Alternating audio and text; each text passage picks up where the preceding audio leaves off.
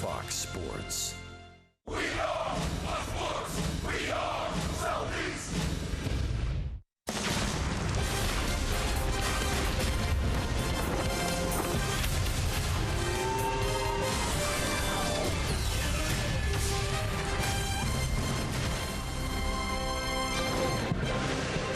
It's a red-hot day for baseball here on the banks of the Ohio River, and we join you once again from the Great American Ballpark, where the Braves have a chance to win their second consecutive road series and win the overall season series as they face the homestanding Cincinnati Reds. Hi again, friends. Joe Simpson, Chip Carey. Welcome back to the ballpark. The Braves won a thriller last night in extra innings. Mauricio Cabrera picked up his first big league win. And today it's Lucas Harrell's turn to get back in the win column, Joe, and rebound after a disappointing post-All-Star game start. Yeah, he didn't get out of the fourth inning against the Rockies in his first start back from the break. And by his own admission, he says, I've got to get outs quicker. I've got to get the ball down, especially in this ballpark against the Cincinnati Reds. And his three starts have been good, two real good ones, and then the short outing against the Rockies. So hopefully he can come back to form. He's pitched in this ballpark before. Anthony DeSclafani came back from an injury. He's only made 7 starts, but he's undefeated. He had a rough outing against the Braves in Atlanta, and you can see in 3 starts he's had his trouble with the Braves. Let's hope that continues today, and the Braves can put a bunch of runs on the board early. Economy will be a big word on a hot day for baseball. A lot of Braves fans on hand hoping to see an Atlanta victory and a series win. We'll get to the lineups from the Great American Ballpark and first pitch right after this.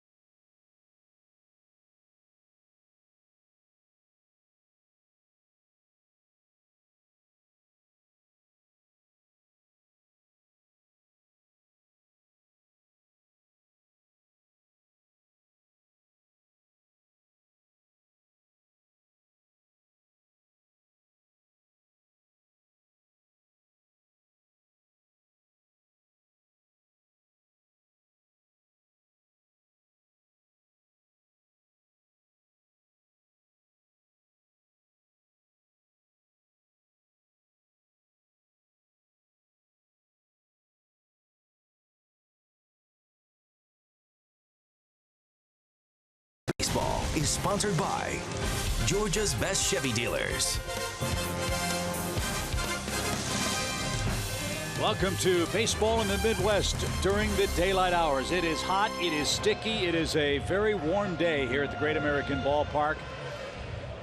And so, as we said, Joe, in our opening commentary, economy for both of these starters will be very important. We saw 2 pitchers last night have a lot of deep counts. A lot of 3-ball counts, a lot of long innings. If DeSclafani and Harrell want to stick around past 5 today, they can't do that too often this afternoon. No, if they've thrown 50 pitches through the first 3.5 innings or so, they're going to be zapped, both in energy and probably with not very good results. So they need quick innings and try to get early outs. Different look for the Braves uniforms today all around Major League Baseball. Major League teams are celebrating the weekend's events, the Hall of Fame inductions that are coming up. The Braves are wearing their throwback uniforms from the 1969 season. The Reds are wearing uniforms from the early 2000s. That honors Ken Griffey Jr., who was able to come back and play for his hometown team. Ken Griffey Jr. and Mike Piazza, of course, will be inducted in Cooperstown later this week. Here's how the Reds will line up defensively. One major change. Former Brave farmhand Jose Peraza gets the start in left field. Billy Hamilton and Jay Bruce join him in the Cincinnati outfield. Joey Votto is red hot at the plate out of the break and had a terrific game at first base last night. Brandon Phillips, Zach Cozart, Eugenio Suarez is the third baseman, and Tucker Barnhart is back in harness. He'll catch the pitches thrown by Anthony DeSclafani. 26 years old, 6'1", 200 pounds, out of Colts Neck, New Jersey. Originally drafted by Toronto out of the University of Florida back in 2011. Went to Florida in that big-time deal that the Marlins and Blue Jays pulled off a couple years ago, and then he came to the Reds for Matt Latos. You saw his recent work. In fact, over his last 33 2/3 innings, 3 walks and 33 strikeouts. Really good work for him over that stretch, but not a whole lot of luck against the Braves. Low to mid-90s fastball, slider, curve, and changeup. And here's the lineup he'll face as presented by Braves skipper Brian Snitker. Jace Peterson is back in the leadoff spot. Chase d'Arnaud will play left. Freeman, Markakis, Garcia the middle of the order. Inciarte, A.J. Pierzynski 7th, Ibar 8th, and of course Lucas Harrell is the Braves pitcher. Atlanta's 3-3 this year against the Reds. After this game, the Braves will jump on the charter and head to Denver and start a 4-game series with the Rockies tomorrow night.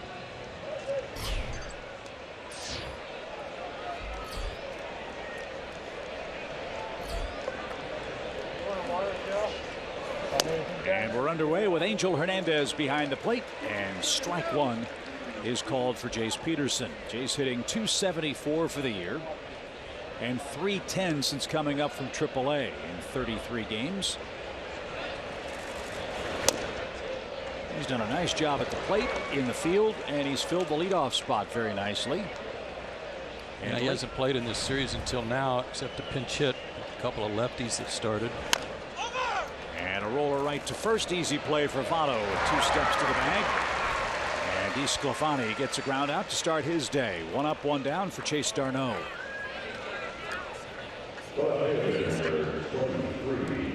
Also the first action for Chase in this series.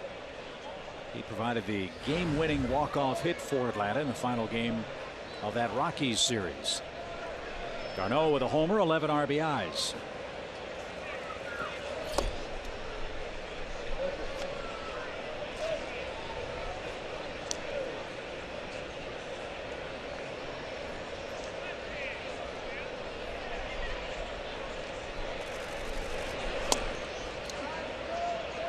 Chase had that big game at the end of the Rockies series, coming through with a big hit.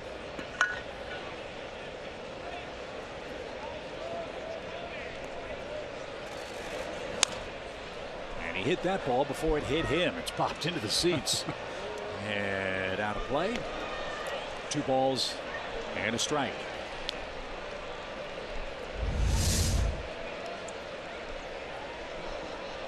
Exactly right. That was headed for his belt.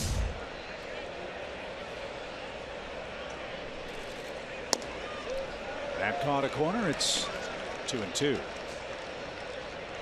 Well, there's no mystery as to what the struggles for the Reds have entailed this year. Much of that is centered around their pitching staff. Like the Braves, they've used a ton of starters. They've used a ton of relief pitchers. Injuries have really plagued them from the opening bell of the season. You mentioned DeSclafani got hurt in his last spring training outing, an oblique problem. He's only now coming back, but he's pitched well with a 4-0 record.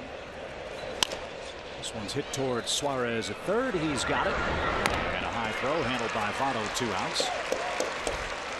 So the Reds have to be a little encouraged with the way that Cody Reed pitched last night. DeSclafani's been good. They're going to get Homer Bailey back, I would assume, in the next couple of weeks. Yeah, they're hoping. And with this offense and that pitching staff, the Reds will have a much better idea, I'm sure, in the final 2 months of what they hope to have from the opening bell this year. The bullpen's been better in recent days, too.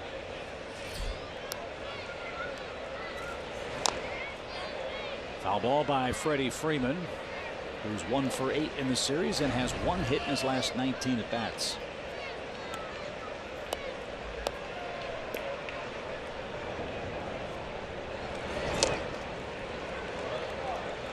They are really crowding him. The Rockies did a good job of that. He went hitless in that series, and the Reds have really stayed in on his hands too.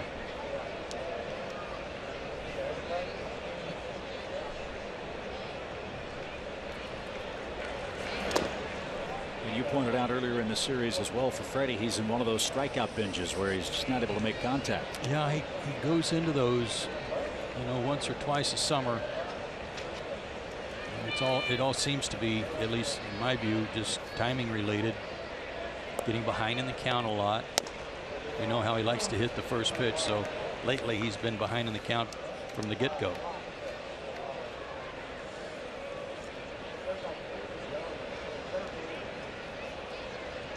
Here comes the 2-2 pitch. And Freddie fought that off. That's bounced into the camera well by the Reds dugout. Boy, the players would really appreciate these clouds that are passing by to hang around.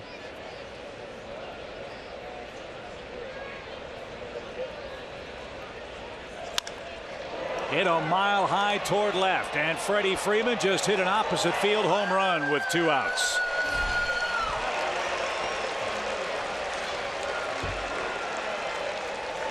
When he starts doing that, usually a great offensive stretch is sure to follow. A 1-0 Atlanta lead on Freddie Freeman's 17th home run. It'll be interesting to see the location of this pitch. It looked like it was down and maybe out over the plate. They wanted it in, but it wasn't. They wanted to crowd him about belt high, down and out over the plate, and they paid the price. Good swing. So the Braves strike first on a 382-foot homer to left by Freddie Freeman. And that'll bring up Nick Markakis. The Braves right fielder's had a good series himself. He's 5 for 9 at the plate.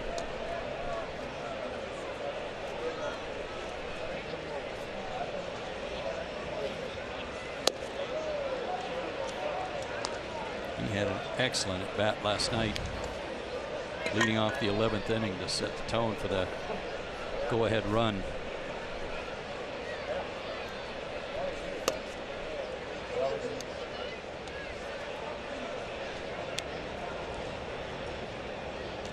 DeSclafani's allowed 5 homers now, all of them to left-hand hitters. And Markakis tries to split the gap in left center. He will. Billy Hamilton can't cut it off as it's up against the fence. And Nick Markakis has a 2-out double. So he and Freeman go the other way, and both have extra base hits. Well, that's what Nick did last night against Cingrani, the left-hander. He wasn't trying to pull the ball, nor was he trying to pull the ball there on a pitch that looked like it was middle in. Day games this year, good numbers for Nick.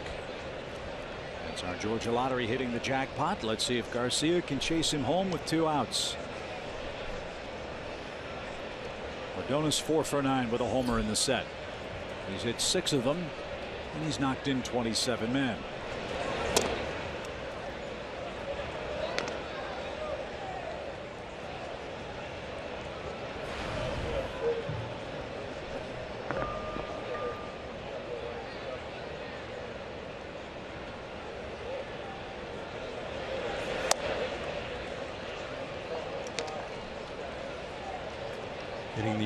Hitting the ball the other way has really paid off for Ordonez lately too. He is wearing the Reds out. 1 ball, 1 strike.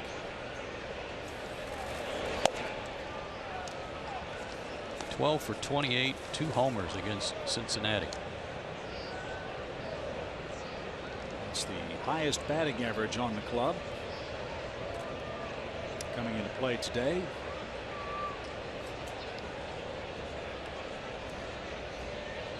Head with his Reds club, and he swung at that ball off the plate. 2 balls, 2 strikes.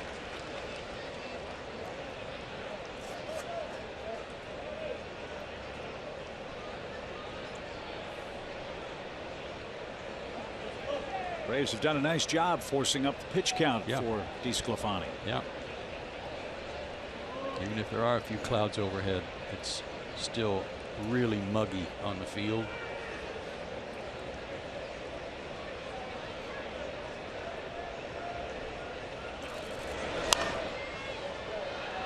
That's out of play foul. We'll do it again at 2-2.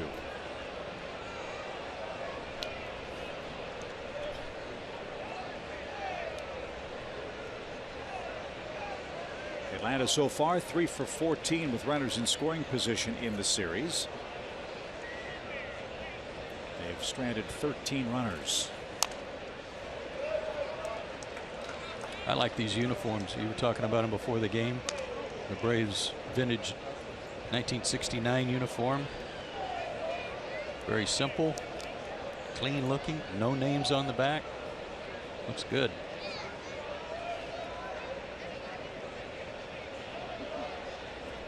Well, here's hoping the Braves play like the 69 Braves today. Markakis a good lead at second. The pitch is poked to right field, but that'll carry out to Jay Bruce. And the side is retired. 2-out thunder for Freddie Freeman. An opposite field home run to left. And Atlanta takes a 1-0 lead into the bottom of the first inning for right-hander Lucas Harrell.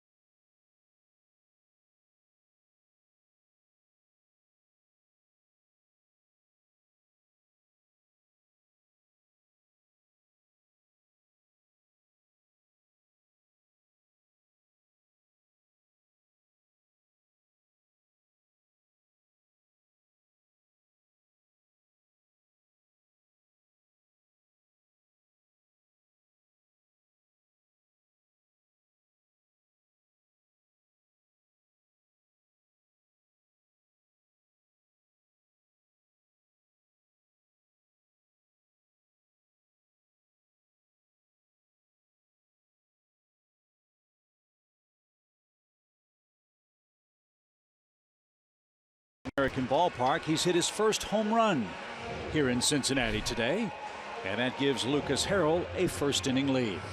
91 games, 65 starts in his big league career for Lucas Harrell. 19-34. So as a 31-year-old out of Springfield, Missouri, he's no kid, even though this is only his 4th start for the Braves.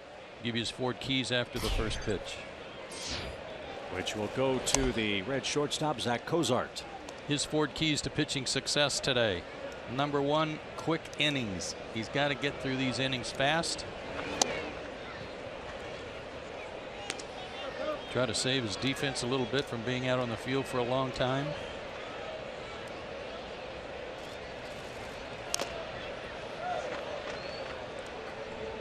And number 2, the big 3. There are 3 guys in this lineup: Votto, Bruce, and Phillips, that have worn him out. They have huge numbers against him. He's got to be careful with them. Cozart fouls one at the plate and faces another 1-2 count. Cozart with 15 home runs. Number 15 came in this series. That matches a single season high. And that's been the highlight for him at the plate. He's 4 for his last 22. He'll be followed by Billy Hamilton, then Joey Votto, the Reds' first baseman.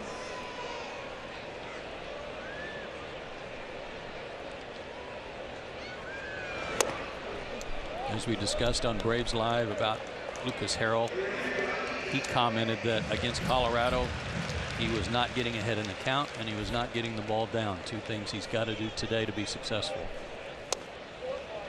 And he just walked Cozart to start the game. Don't want to do that against this lineup in this ballpark. It's a lineup that's made even more dangerous with Billy Hamilton batting second. He didn't play against the Braves down at Turner Field, and he's had a big series with 4 steals and 3 runs. Votto hit a long home run against Matt Whistler the other night. Bruce Suarez, Phillips, Jose Peraza in left, Barnhart back behind the plate.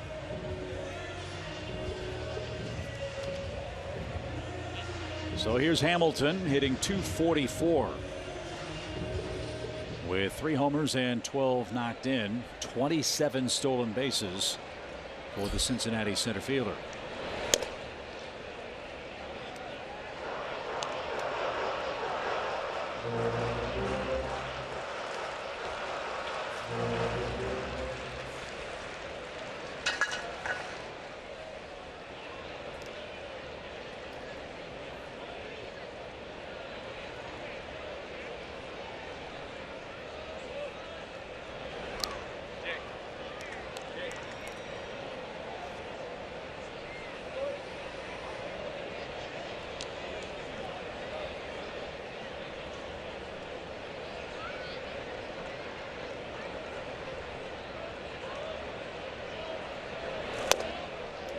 Pitching behind.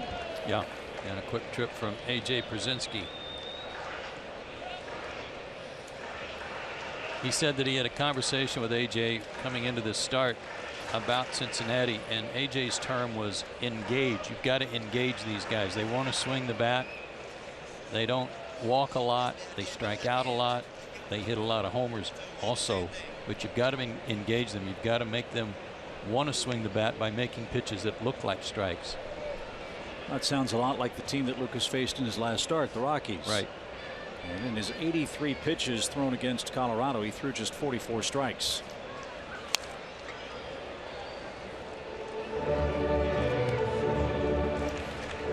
Two balls and a strike.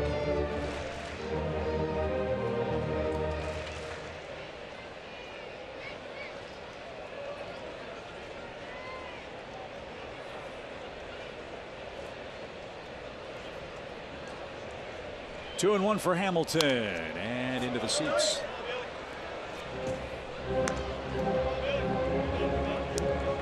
I understand the fans in the suites on the left side might want to look alive with all the left-handed hitters in this series.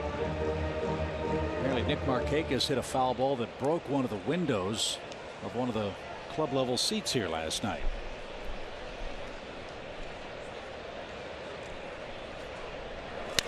Line to left, that is down for a hit. Darno got to it quickly, and it's a long single for Billy Hamilton, and immediate trouble for Lucas Harrell. 2 on, nobody out, and Joey Votto is the Cincinnati hitter.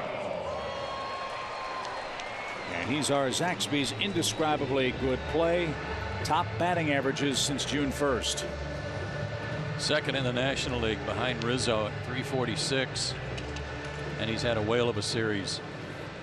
4 for 5, a home run, 4 walks, including 3 last night.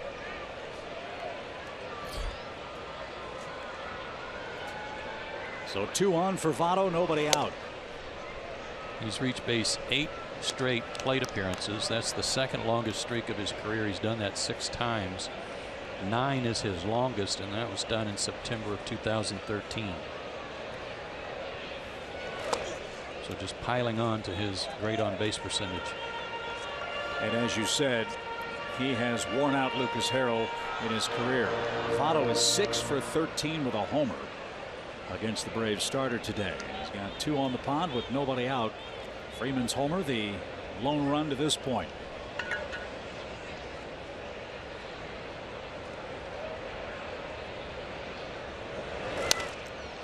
Smacked foul left side. It's into the club level foul. 1-2 the count. By the way, that was a nice play by Chase d'Arnaud. I know the Braves were playing Hamilton to the off field, but to get over that quickly and make sure that Cozart couldn't advance makes, also kept Hamilton at first, kept the double play in order.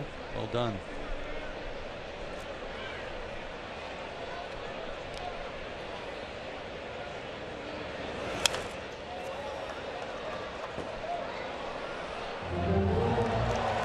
Joey Votto's gotten off to a great start since the All-Star break.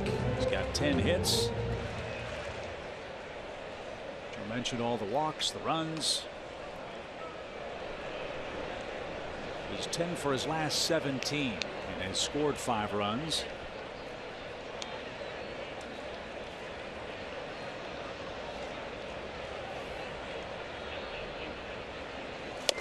And he swung through that. Didn't get a high slider. So Harrell gets a big strikeout. The double play in order for Jay Bruce. 2 on, 1 out. And just when you catch your breath and say, all right, you've gotten Joey Votto, now you've got to worry about maybe the most productive right fielder in the National League, if not all of baseball. High ranks in these categories offensively for right fielders in the major leagues, not just the National League. First in RBIs and extra base hits. He did hit into 2 double plays last night. Should have hit into a 3rd. And they were the 3-6-3 variety. Yeah. Harrell would love another one here. 1 ball, no strikes.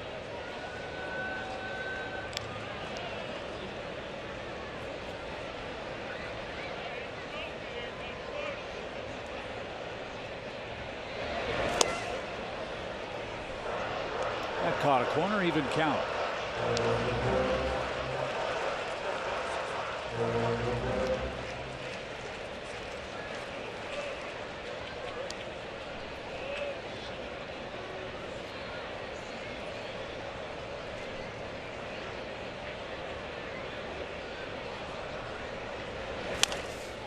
As we saw last night, Chip, he's not just a dead pull hitter either.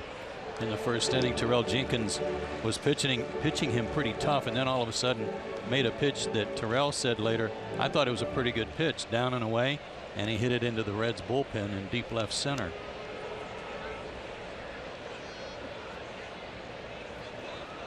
That was his 19th homer. The pitch. There he go.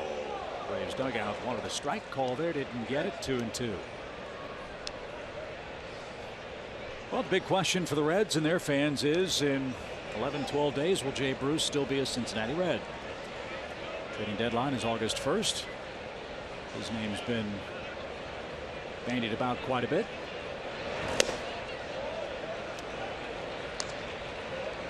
As Harrell has another 3-ball count. Terrell Jenkins, you mentioned last night, pitched a super ball game, but he really had to work hard. He had 10 3-ball counts in the game.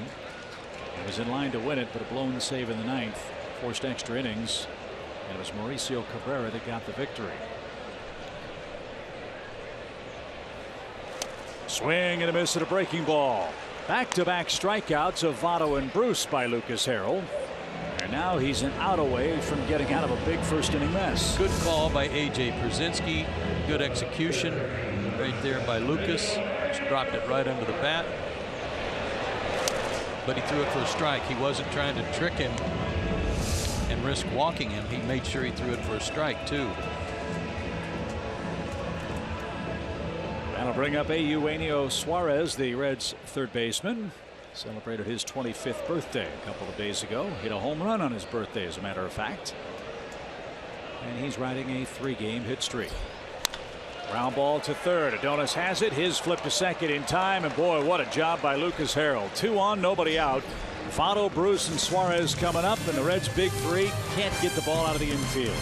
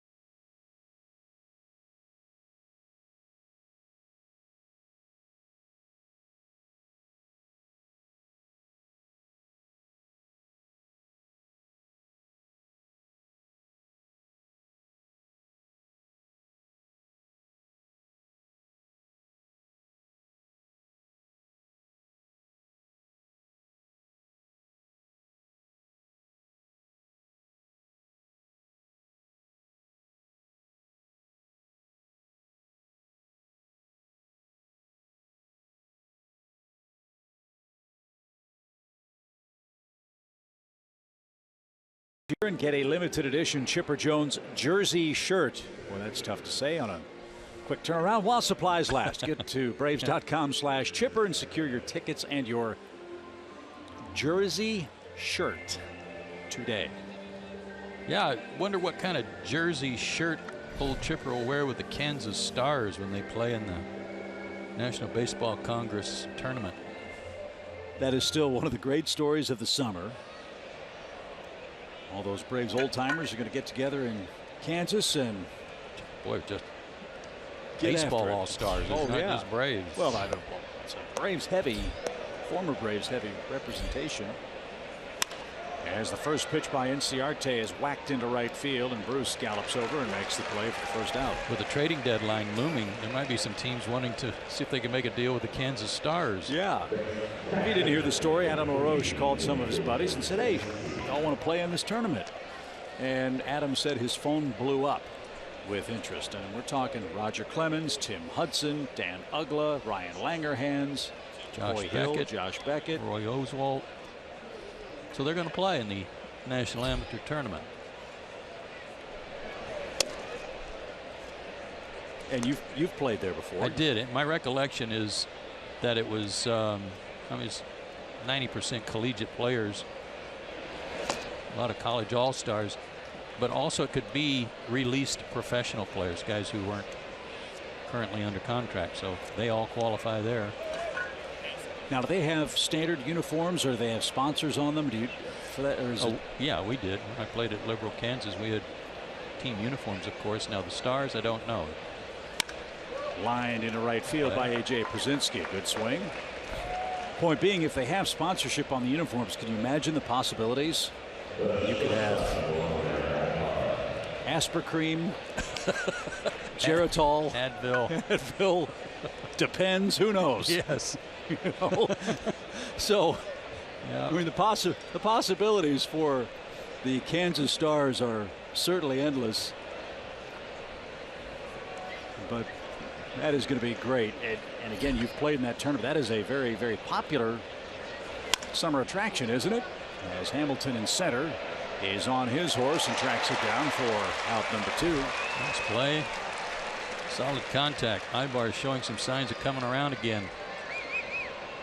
Yeah, it used to be the summer tournament. It was, as I said last night, the two teams in Alaska, Boulder, Colorado, Liberal, Kansas, Dodge City, and teams from other points all over the place. And then the Cape Cod League came into vogue, and wood bats prevailed there, and they started drawing a lot of the college stars to that league. But it's still a huge event, played in one ballpark, but I'm assuming still a double elimination tournament. It also was the first place I ever played that had a pitch clock, 20-second clock between pitches. And it's morning, noon, and night for that tournament, right? When you get in the loser's bracket, you're in deep, dark trouble. Back to the mound. DeSclafani makes the play. And that will retire Atlanta in the second. No runs, a hit by A.J. Przinsky. 1-0 Braves lead it.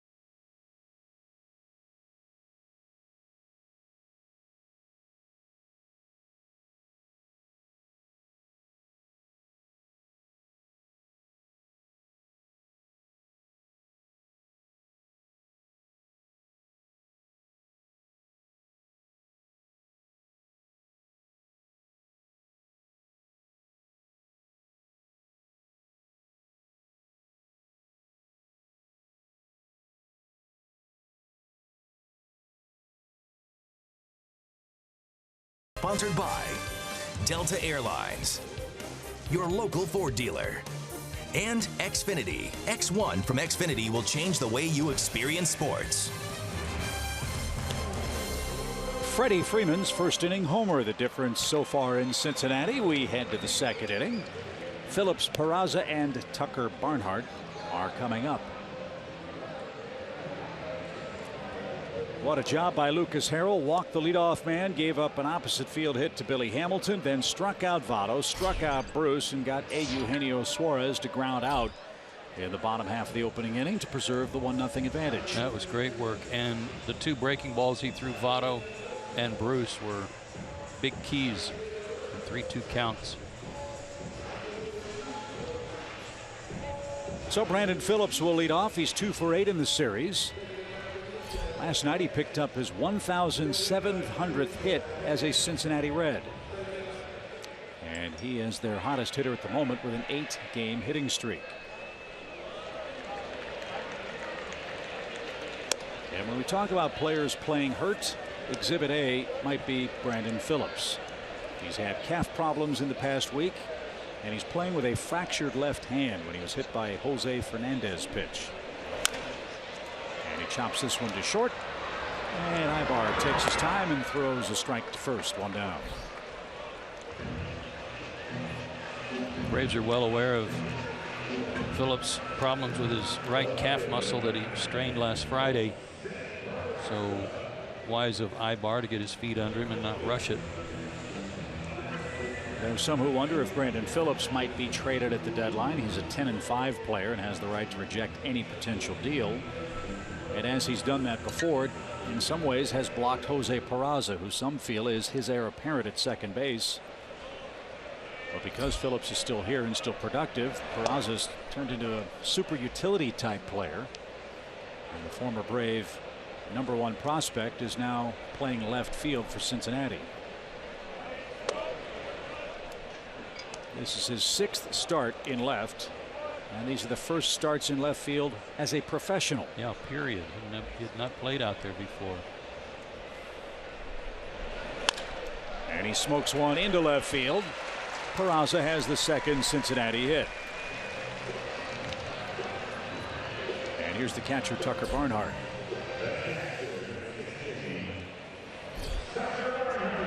He went to L.A., Peraza did, in the deal that brought Hector Oliveri to Atlanta. And Hector, by the way, has been moved up to Gwinnett, where he'll start playing AAA. He is still in the midst of his suspension rehabilitation process. There have been no guarantees that he will be brought back up to the big league club this year. And he would not be active to join the major leagues until first or second day of August, I believe, as he serves the rest of his suspension. I was just looking prior to his suspension. He had 19 at bats for the big league club, 4 for 19 with a double.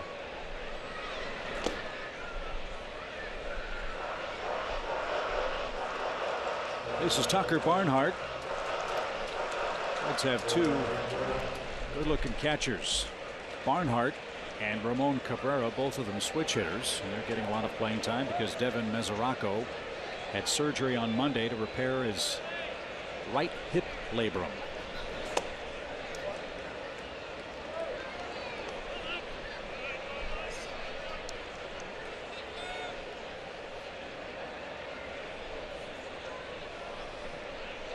Peraza 10 out of 11 in stolen bases. Got to keep an eye on him. Fouled away by Barnhart. 2 balls and a strike. Barnhart's on a nice offensive run as well. He's got 19 hits in his last 50 at bats.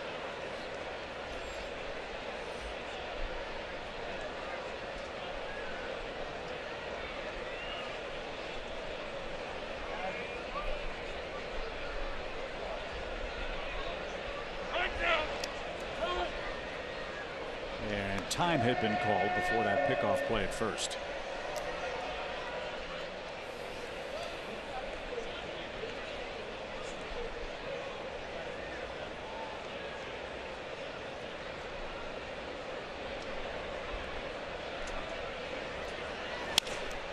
Hit to right. And Markakis is going to get there. Nick makes the catch. Barnhart flies out. And DeSclafani is coming up with Peraza still at first and 2 men down. DeSclafani's got a couple of hits since he started back in the rotation. 2 for 12 with an RBI.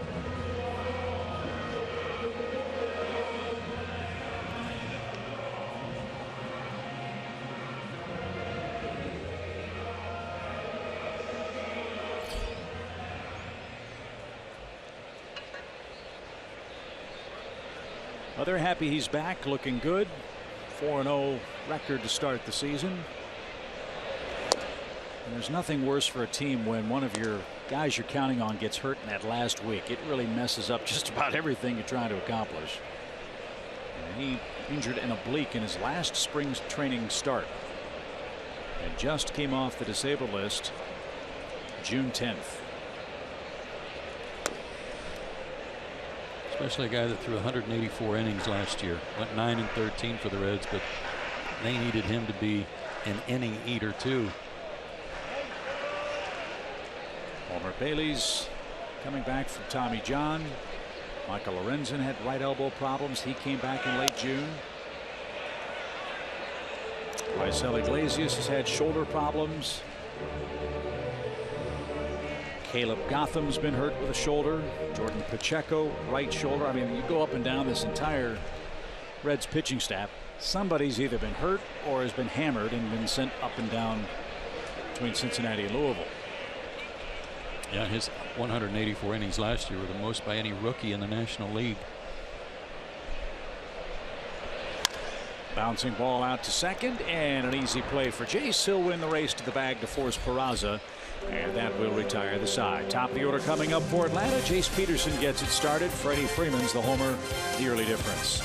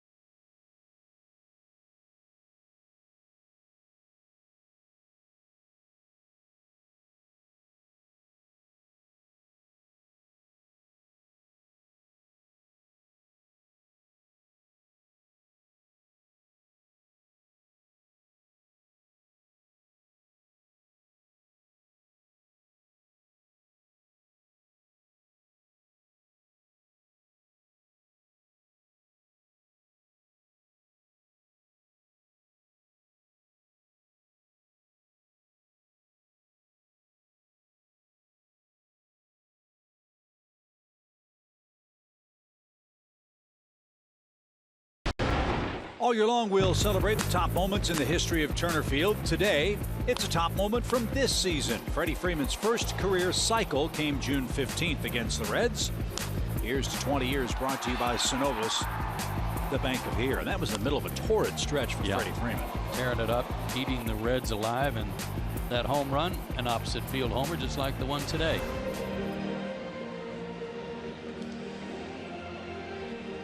So far so good. Atlanta has scored first. Lucas Harrell has pitched 2 scoreless innings. And Peterson, d'Arnaud, and Freeman are coming up again.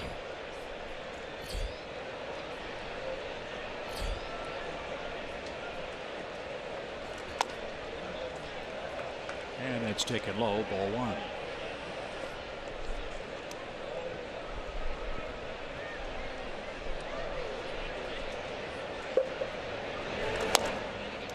A lot of day baseball today. There's getaway days all around the National and American Leagues. Padres are in St. Louis. Mets and Cubs wrap up their series at Wrigley. Rays and Rockies in Denver. Blue Jays and Diamondbacks out in Phoenix.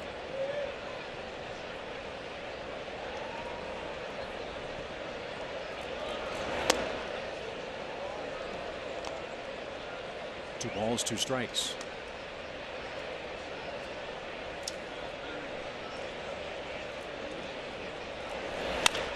And that's ripped over Brandon Phillips' glove, who tried to time his leap perfectly.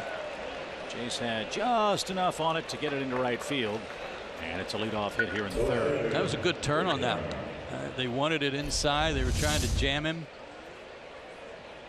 It was up a little bit, though, and didn't quite get it in as far as they wanted. And maybe without that sore calf muscle, Brandon gets up there to get that one. Do you think Jace has covered up that hole that we've seen bother him?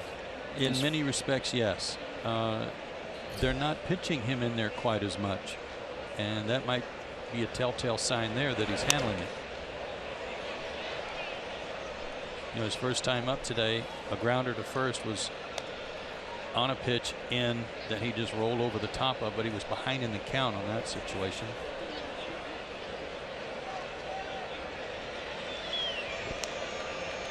Game of constant adjustments.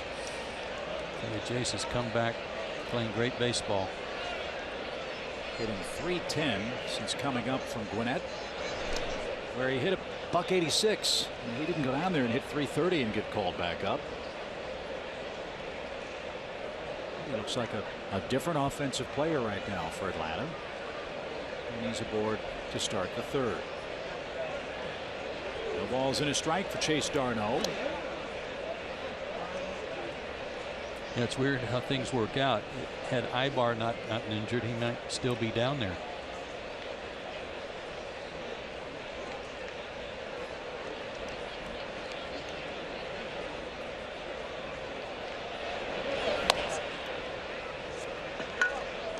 Even count. I like what Brian Snitker's done with the lineup today. It would be easy to move Inciarte into the 2 spot, left-handed hitter against DeSclafani, but Chase has done such a good job of hitting behind the runner. In other words, hitting to the right side, and the leadoff man's been aboard. It was a good call here.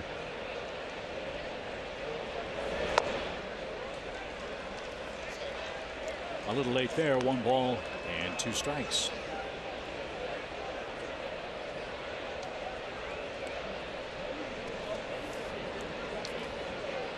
Braves are 24-33 since Brian Snitker took over for Freddie Gonzalez in the manager's office.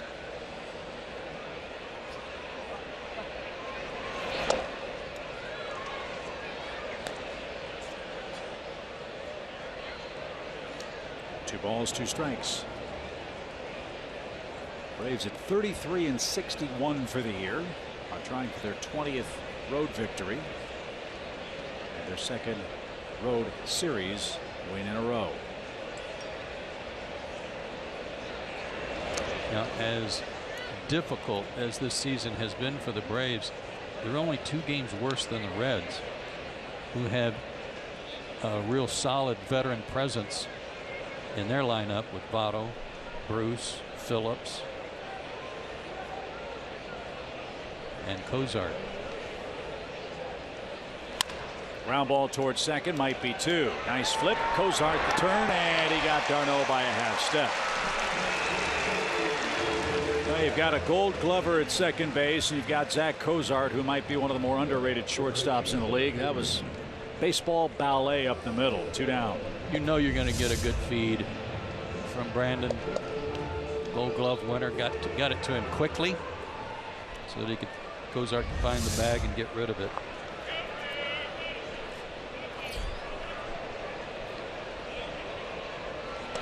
So Freddie's 1/4 of the way to the cycle.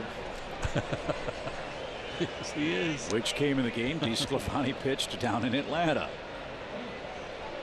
A 2-out homer in the first inning for Freddie. And that's bounced out of play. Every hitter will tell you. You look at the schedule and where's a good place to hit. Well, for the Braves, this is an excellent road trip in which to hit. 3 here, 4 in Denver, and then Minneapolis and Target Field. It's a big ballpark, but We've heard the ball's been flying in Minneapolis this year. No question, Chip. This is a great road trip to start making yourself feel good about your swing. Maybe pop a few out of the ballpark without even trying. He wanted to swing, but wisely held up. 3 balls and a strike.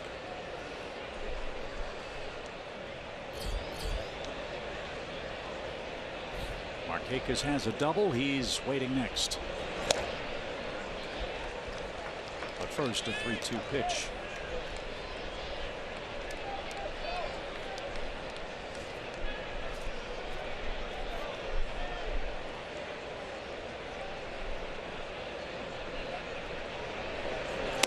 And Freddie didn't get it. DeSclafani came back from a 3-1 count to strike out Freddie Freeman. Braves are done in the third, 1-0.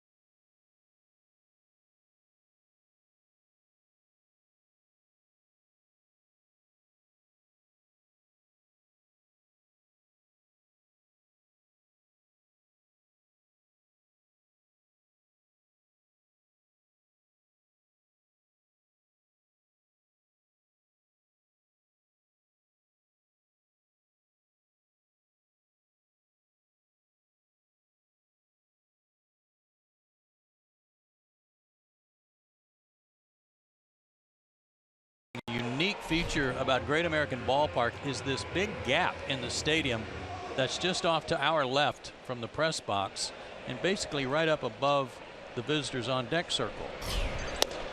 No, they didn't run out of material. I was just informed, because I've always been curious why they left that open. That was an original design, stadium design. Line to short. Cozart almost knocked Ibar down.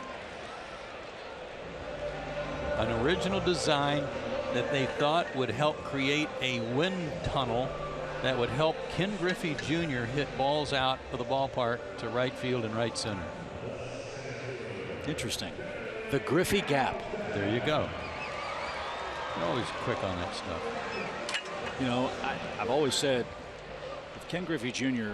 had moved to a corner outfield spot here in Cincinnati, he might have set home run records that we'd be talking about instead of Barry Bonds, and that's in no way is a form of disrespect. Junior played so hard, he kept getting hurt. As Hamilton hits it in the air to left, always like to see him do that.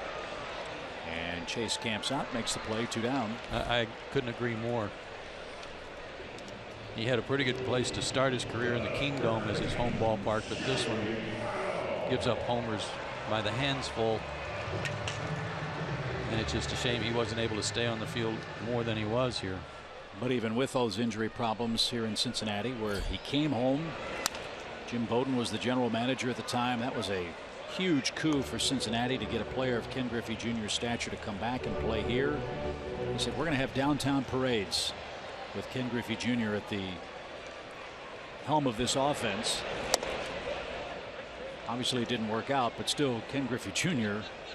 is going to the Hall of Fame this weekend. Well, I mean, what limited time he played here, he's I don't know, 6th or 7th all-time in Reds homers.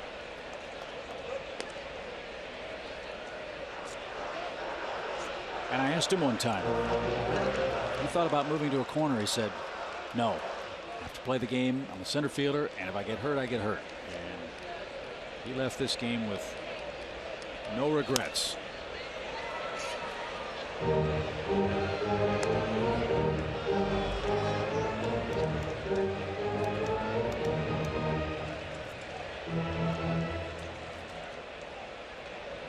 Joey Votto had a key at bat. He struck out with 2 on and nobody out in the first. And that ended that impressive on-base run that he had going in this series. Yeah, 8 straight plate appearances. They're doing a good job here of keeping the ball in on him, and then struck him out in the first inning on a breaking ball. Chokes up on the bat a little bit like Freddie Freeman.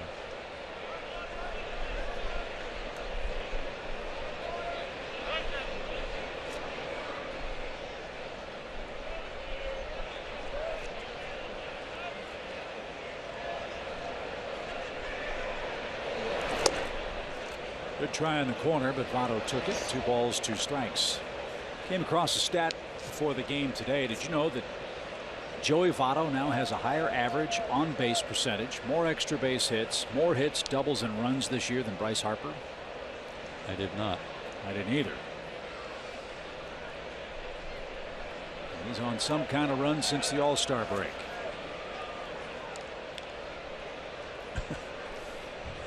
AJ said, no, I want you to shake your head no like you're shaking a sign off, not nod yes.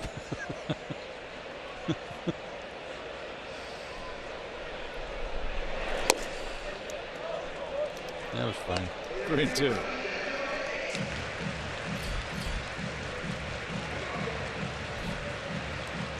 Catchers, when they're giving that nod back and forth for a no, they're trying to put a little doubt in the hitter's mind about shaking off pitches. Did he go? Nope. I wonder how many times Joey Votto's been rung up on a check swing. His great knowledge of the strike zone. Another walk for Votto in this series. And he's aboard with 2 out. 2 walks for Lucas Harrell. Here's Bruce.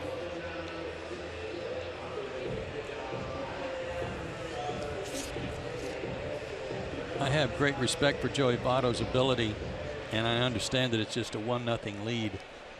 But when you get 2 quick outs like Harrell got, man, you had an opportunity to have a real fast inning by being aggressive on Votto, who at worst can make it 1-1. Instead of pitching in and out and up and down and around and wind up walking him, where now a mistake and you're trailing 2-1.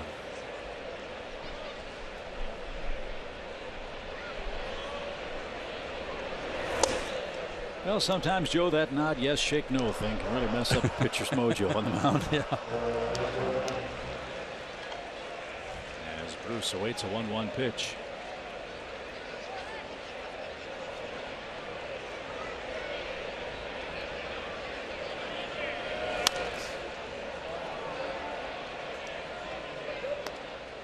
Jay Bruce is the second Reds player to produce at least 18 homers in each of his first 9 years. And here are the Reds' all-time home run leaders. Now Griffey a little lower than I thought at 8.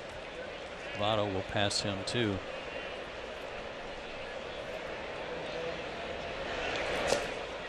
AJ blocked it. Votto has to hold. 2 balls, 2 strikes. How do you think Johnny Bench would have liked to play? Oh, well, Riverfront wasn't. No, I know. Good hitter's park. I know. However, good grief. Yeah, could you imagine the Big Red Machine in this place? Scary.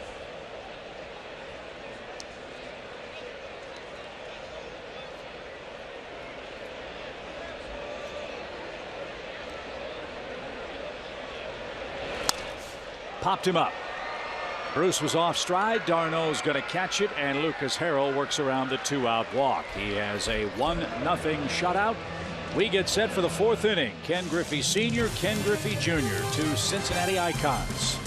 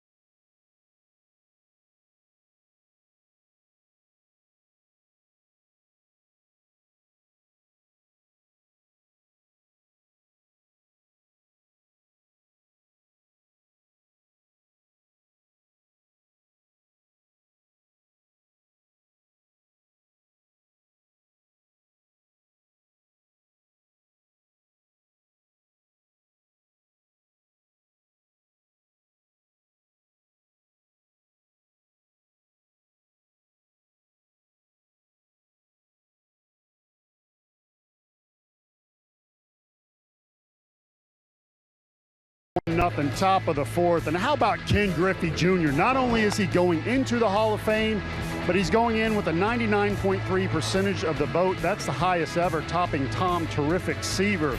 What an amazing player, 22-year career. Not too shabby numbers just here in Cincinnati, but when you put them all together, 630 home runs.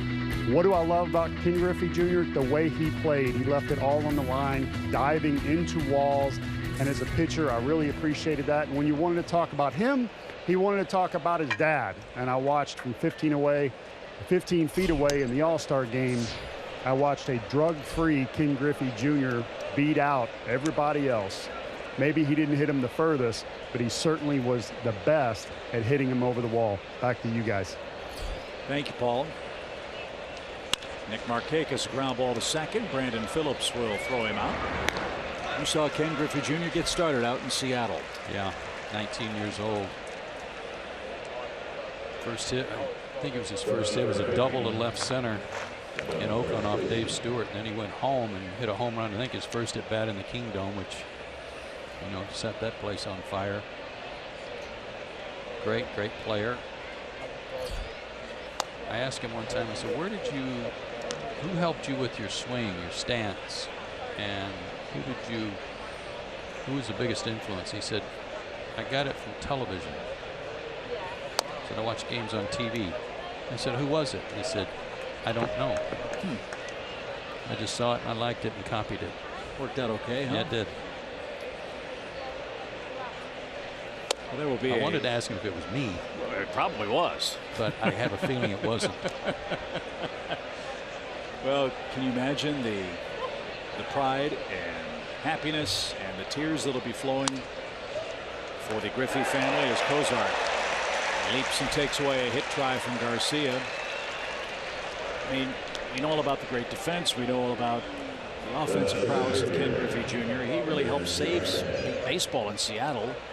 But to play with your dad and hit a home run back-to-back with your dad in a big league game. That'll never happen again. I mean,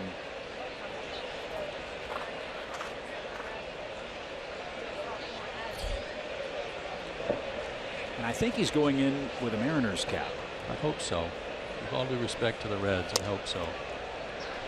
Well, if he doesn't, rather than put the MLB logo on the cap, I would love to see him go in with the cap backwards, because that was, yeah. If ever there was a trademark for Ken Griffey Jr., that was it.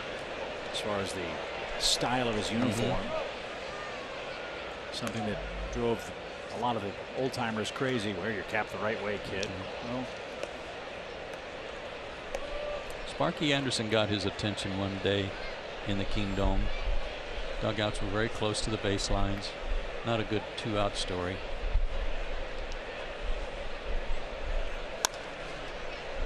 that ball's going to get down. And Ender Inciarte has a two-out hit. Sparky was the manager of the Detroit Tigers, and they walked Ken Jr. intentionally. And Jr. kind of glared as he laid his bat down and trotted to first, kind of glared in the Tigers dugout.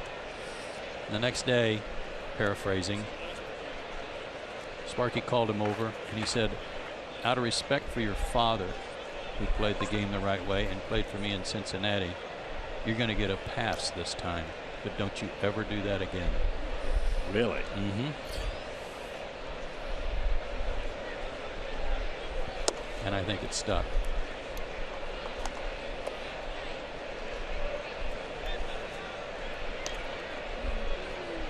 A.J. Pierzynski, the batter.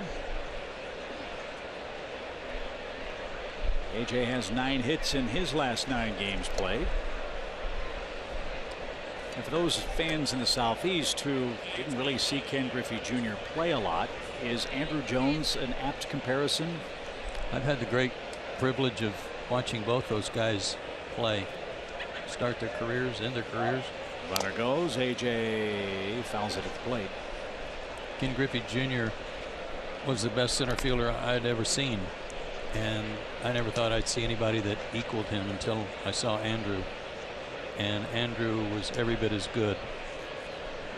Junior's arm may have been a little more accurate. I don't know that it was any stronger than Andrew's, but it was more accurate. But to have to try to pick between the two would be awfully tough. 1 ball, 1 strike for Braves catcher A.J. Pierzynski. Didn't get the breaking ball. 1-2 your count.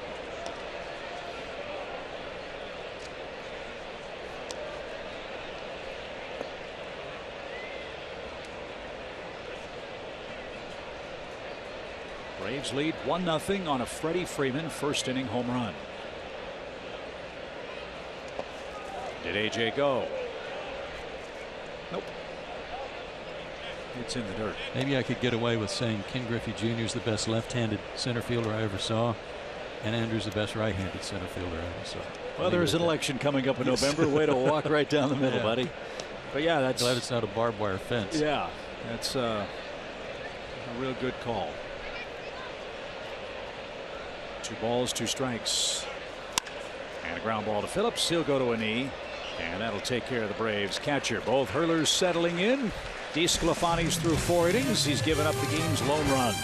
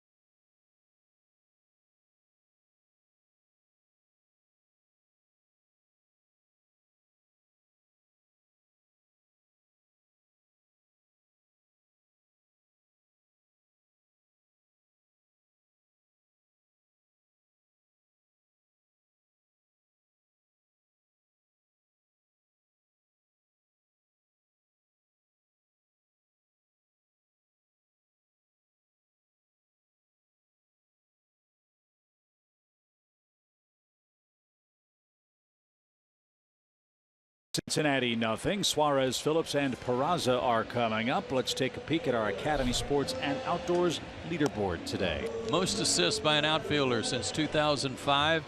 Jeff Francoeur with a pretty good advantage over Nick Markakis, but they are 1 and 2.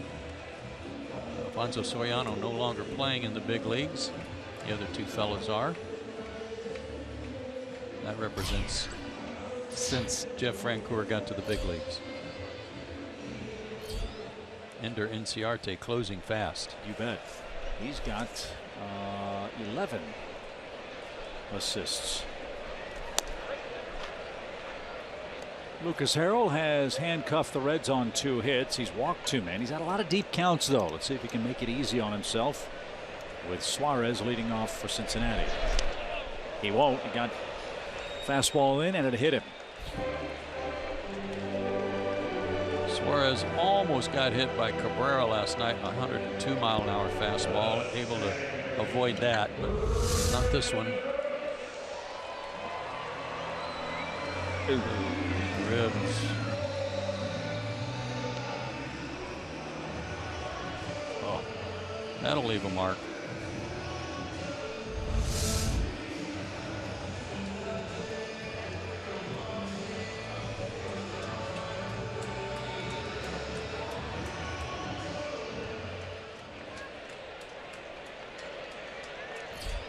Ground ball. You got a double play candidate here who's not running well. You would think, Chip, with the hairline fracture in his left hand, that all that bat waggle would really be painful. Oh. I mean, his is really exaggerated. Bottom hand. I mean, that's the strong grip hand on the bat, right? the right-hand hitter. Bouncing ball to third, might be two. There's one.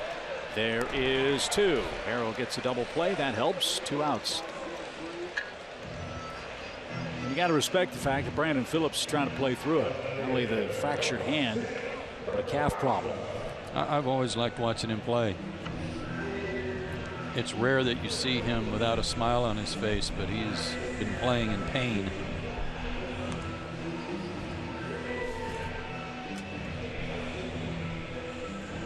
Here's Peraza, starting for the 18th time for the Reds this year. He singled back in the Cincinnati second.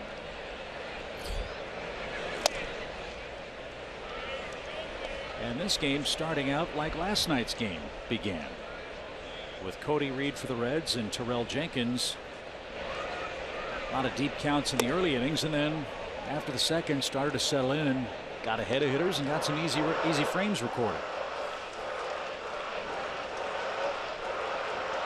I've liked everything about Tyrell Jenkins. Talked last night.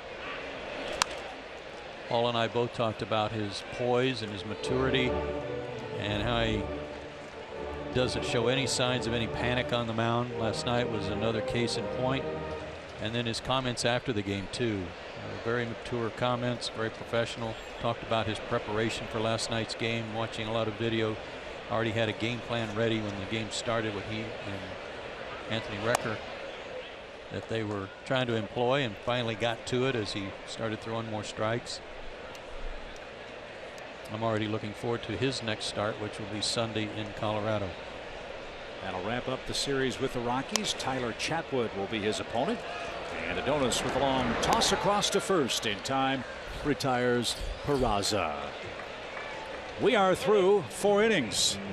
Hot day in Cincinnati. A little ice cream will keep the fans cool. It's 1-0 Atlanta in front.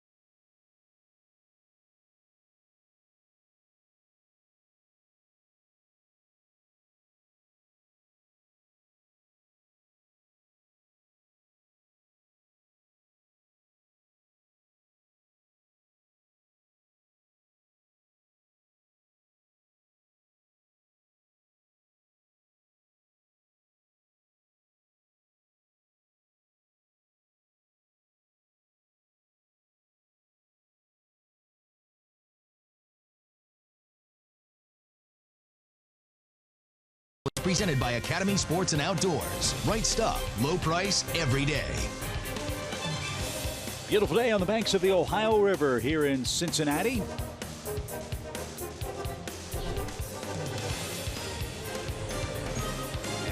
we look across that beautiful border between Kentucky and Ohio. That's Covington and Newport, Kentucky. Just beyond the right field fence. That is a beautiful area with some fantastic antebellum homes right on the riverfront. And a gorgeous view of the Cincinnati skyline from the banks of northern Kentucky. Line drive by Ibar, headed for the gap in left center. Hamilton slides, cuts it off. Eric's on his way to second, and he's going to make it without a throw. So an excellent start for the Braves. 5th. Eric Aybar has his 11th double, and Harrell will try to butt him to 3rd. Well, again, I say it looks like he's bouncing back after that 2 for 30 stretch. 2 singles and a walk last night, scored a run, drove in a run, hit the ball hard his first time up today, drove Hamilton back, and this time splits the gap. Yeah, he was in a 2 for 30 stretch before the game last night. And Lucas digs in. He tapped back to the mound to end the Braves' 2nd.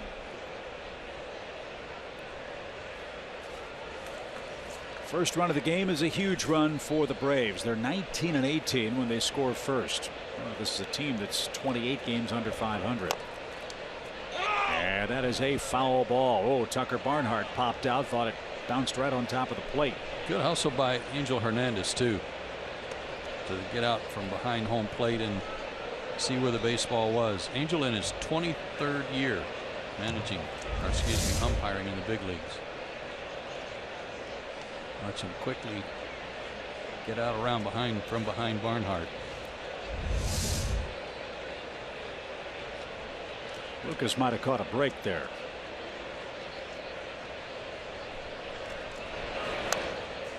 Popped and caught at 3rd. So Suarez in playing the bunt, caught that on the fly. For at bat by Harrell. Aybar is still at 2nd, top of the order now with 1 out.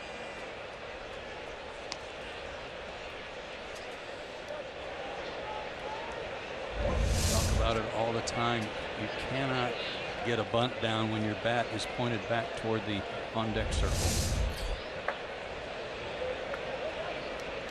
Even if you're going to push it to 3rd, gotta have the bat out front.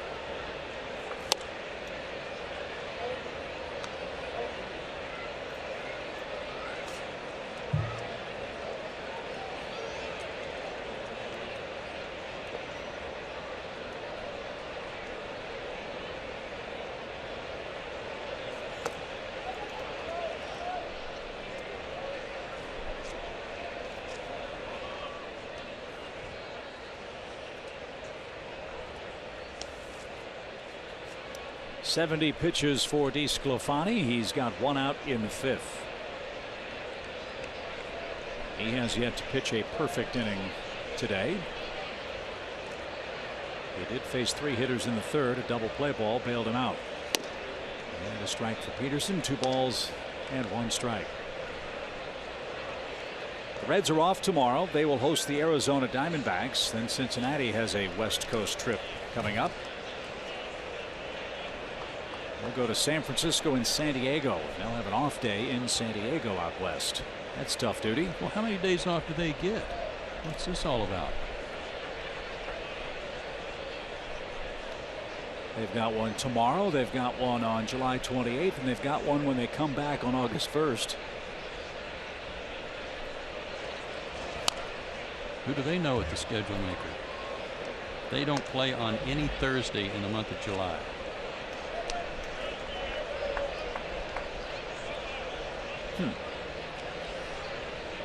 That's called the Brenneman rule, I guess. Must be. This, by the way, is a major league record being set today. First, the 2-2 pitch. It's the quietest this press box has been in Cincinnati Reds history.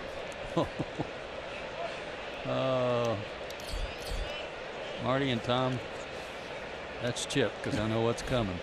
Neither one of the Brennemans are working this series. Tommy's coming back from vocal cord surgery. You understand that that's gone very well. We're excited about that. I think Tommy's going to work on the upcoming road trip for the Reds. Aybar is going to try to take 3rd. He will on a ground ball to short. And the throw to first was high and nearly too late. Aybar at 3rd base now with 2 outs. I tell you what, Eric almost drew a bad throw just by rounding 3rd and making it appear that he might go home. It caused Cozart to take a quick look at him and then rush his throw. Going on the pitch. And right there he bluffed, and he was getting Cozart's attention. Good try.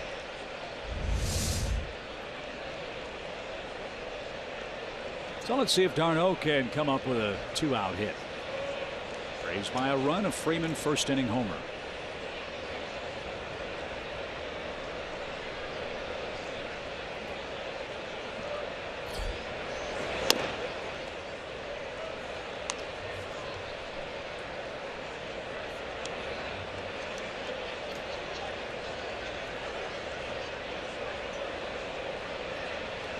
Chase hitting .250 with runner in scoring position and 2 out.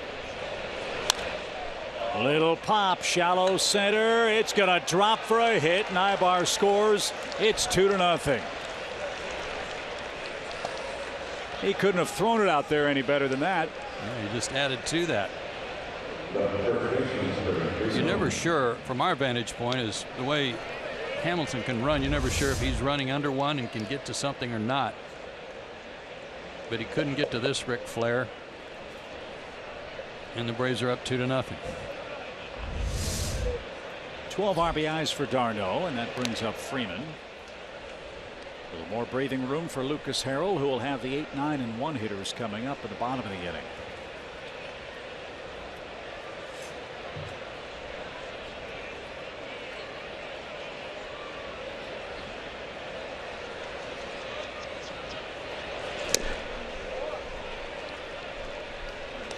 A homer and a strikeout for Freeman. Freddie now with 17 homers, 35 RBIs, and 107 strikeouts this year.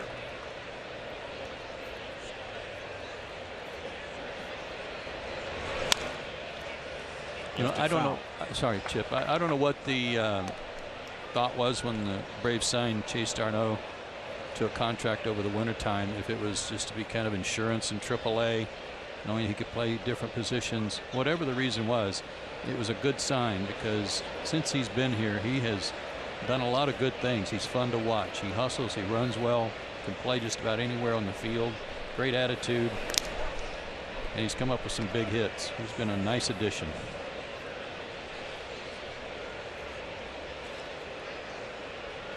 And when you have a team party, you don't need to hire out a singer. No. You've got your got it covered. Built-in band. He's running. Freddie swings and misses. Andy Sclafani is out of the 5th inning, but d'Arnaud with a big 2-out hit to center brings home Eric Aybar. The lead now 2 for the Braves.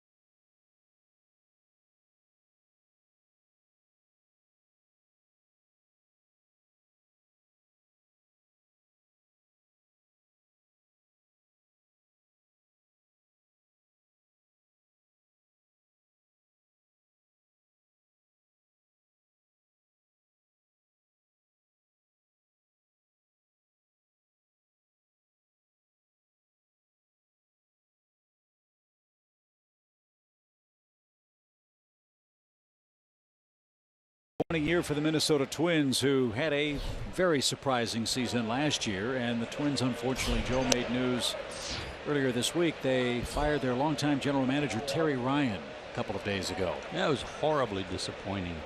It really was. I mean, as great as he's been for the Twins. That's hammered deep toward the bullpen in left center field. Ender Inciarte up against the wall, hauled it in.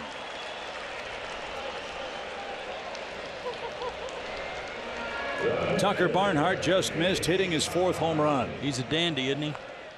Ender can go get him. Shading him a little bit toward left. Right out to that deepest part of left center. Good play. Yeah, the Twins have a 34-59 record. Only the Braves have fewer wins than Minnesota this year, but they're playing a real young team. They have not been able to develop much pitching there. And maybe that falls at the feet of the general manager. I don't know, but people that are there say they really miss Torrey Hunter in that locker room. I'm sure they did, and who wouldn't?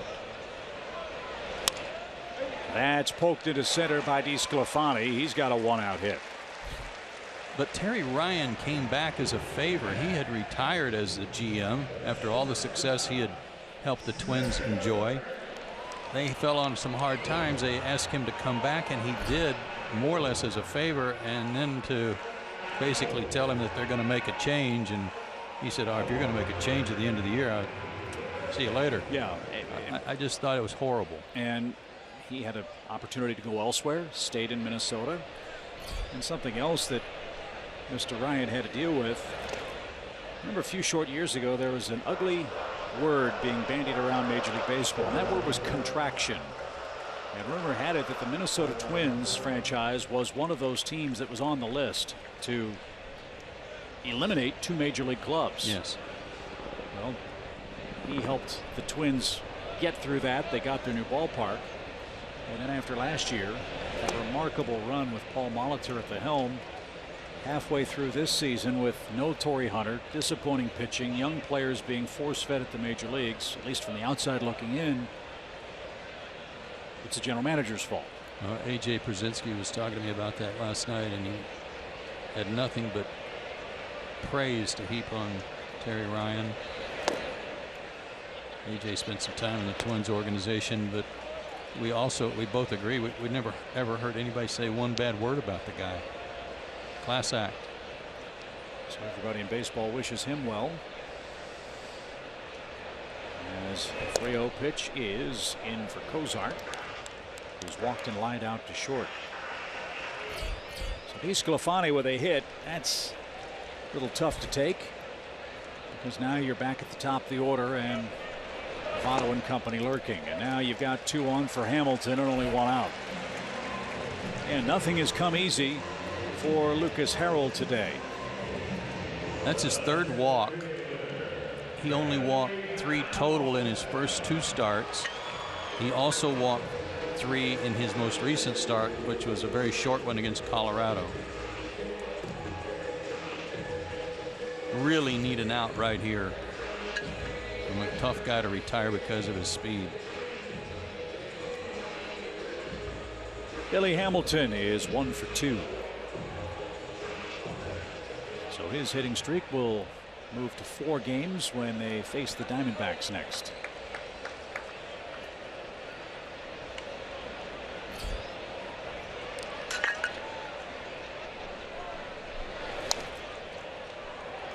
That startles the Dove sitting on top of the protective screen. No balls and a strike.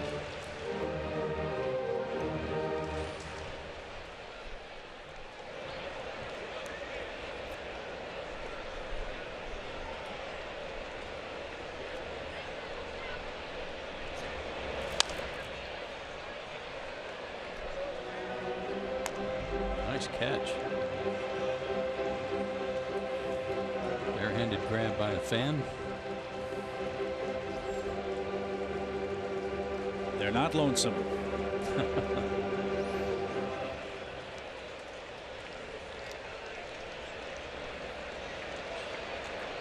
No balls, 2 strikes for Hamilton.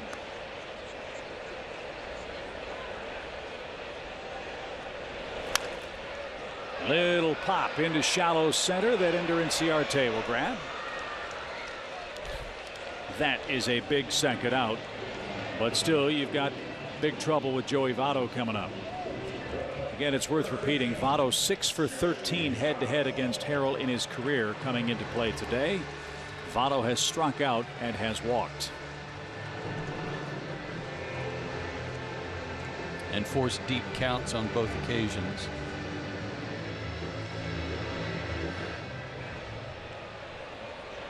Atlanta 2, Cincinnati nothing. Go ahead run represented by Joey Votto here in the 5th.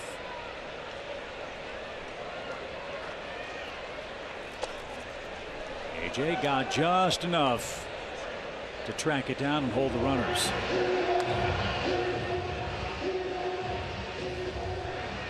We haven't really talked about it much today, but what a job Anthony Recker did behind the plate last night. I made a point to find him today and shake his hand on a great effort. He was really helpful for Tyrell Jenkins last night on anything in the dirt, but also helping him get through the early innings. Excellent job. 1-0 count. Recker on the roster because Tyler Flowers is out with a broken hand. Tyler's watching the game back in Atlanta. Miss him. Hope he's doing well. I'm sure he is bummed out, not able to catch on a 102 field temperature day today in Cincinnati. He's bummed out that he's not going to be able to hit here or in Colorado. Well, that's true too. He's bummed about. That's true too. Tyler, get well soon. Nice block by AJ Pierzynski. And 3-0.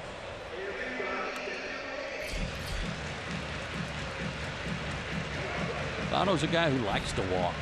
He's not shy about taking a walk. He gets 1 million of them a year. But on this occasion, 3-0, you can't assume he's going to be taking here with tying runs aboard.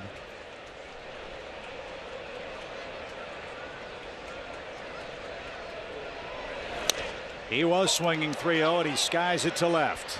Thank you very much. Votto not happy. He doesn't walk. He flies out the other way, and Harrell lives to tell the tale. We go to the 6th, 2-0 Atlanta.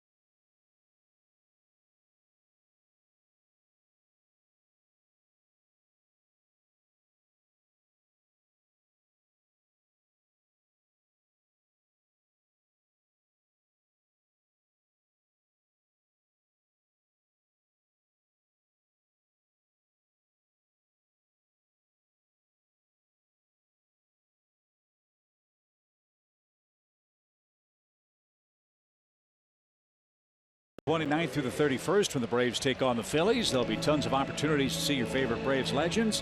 Go to Braves.com/alumni weekend for a full schedule of the weekend's events. And if you come to Turner Field that alumni weekend, if you smell menthol, it's because most of those guys are playing in the WBC World Series with the Kansas Stars. NBC. Excuse me, NBC. Yeah. Did I say WBC? Uh-huh. Yeah. That'll be next spring. World Baseball Classic. Back after a hiatus of about 4 years.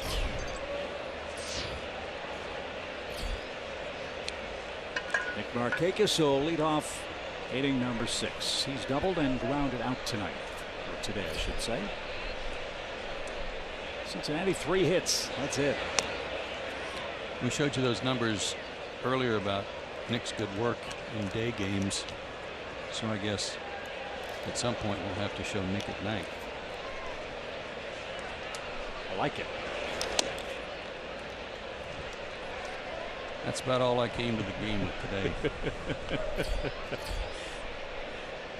I think about the old audio clip of my grandfather trying to read the lineups, and he starts coughing. A little early in the day for me. I know what he means. Fly ball center, and Billy Hamilton is there as a gentle breeze just started to blow. Yeah, one of the things about this ballpark that's so good for a guy like Billy Hamilton, we've talked about the friendly confines, how it's only 370 to the right center field gap, 379 to the left center field gap with a higher wall. But he doesn't have far to go to the wall in right field. I mean, that's just an easy hop for him. The hardest part, the most difficult part, is right behind him. Cozart at short. 404. I mean, that's pretty obvious for any center fielder. But from that 404 mark over to the left of our camera here, where Ender caught that ball in deep left center, that's about the toughest part for him to cover. And with his speed, he does it easily. But anything to his left toward right center, if it doesn't go out of the ballpark, he's going to be on it. Makes you appreciate what Ender Inciarte does even more, doesn't it? Playing at home in Atlanta. 390 feet to the right center field gap where the bullpen is. So after 2 quick outs, Inciarte's up there with a single last time up. He has hits in 8 of his last 9 now. His average climbing slowly toward 240. He's at 238 now.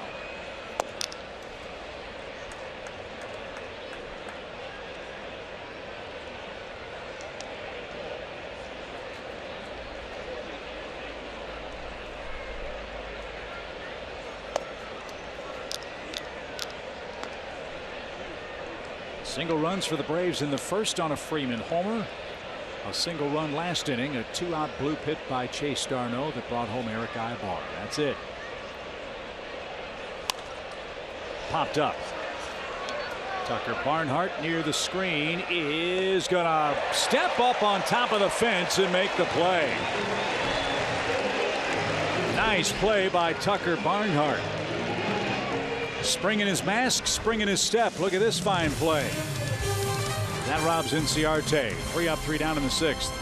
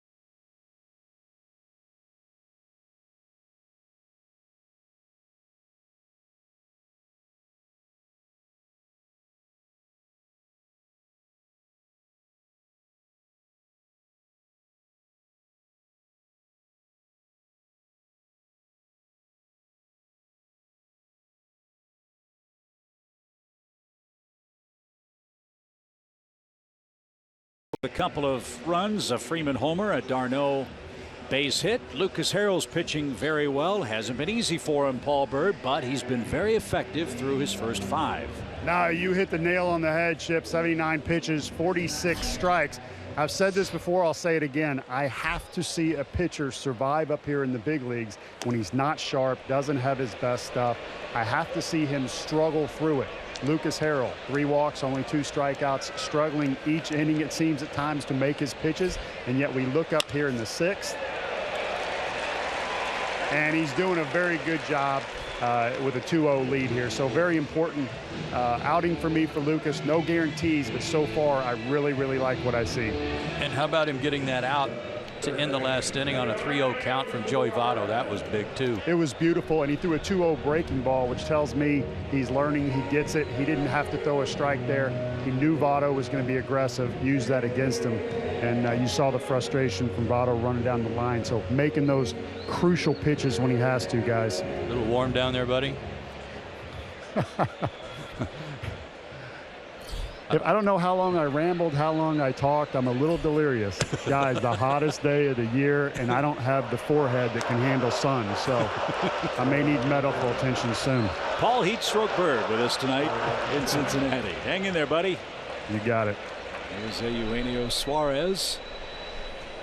He's bounced out to third, and he's been hit by a pitch. He was later erased on a double play from Brandon Phillips. And Lucas paints a corner. It's quickly 0-2. Reds have just 4 hits. All of them singles.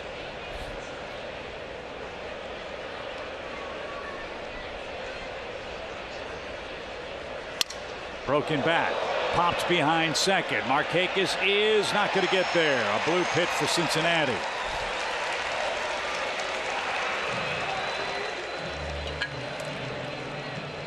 So first and second again for the Reds. Nobody out. That also happened in the first. No payback for Suarez after getting hit in the ribs. A broken bat. Dunker out there in the shallow right.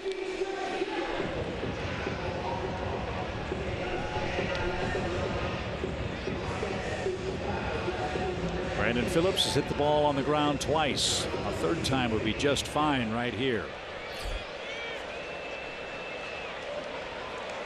2-0 Atlanta. That lead in jeopardy in the 6th. As Harrell begins his 3rd time through the lineup. Driven to right. Pretty deep, but playable. Tagging at second is Bruce. Runner at first is headed for second too. The throw off target, and Bruce and Suarez both move up on a productive out from Brandon Phillips. Pretty gutsy on the part of Suarez to go to second, but a good read on his part, and Freddie Benavides, the first base coach, because Nick was going away from second base, had to plant, couldn't get everything on his throw that he would like, couldn't get any momentum going. So a good read by Suarez. Jose Peraza becomes the key man in the inning. Second and third with 1 out now.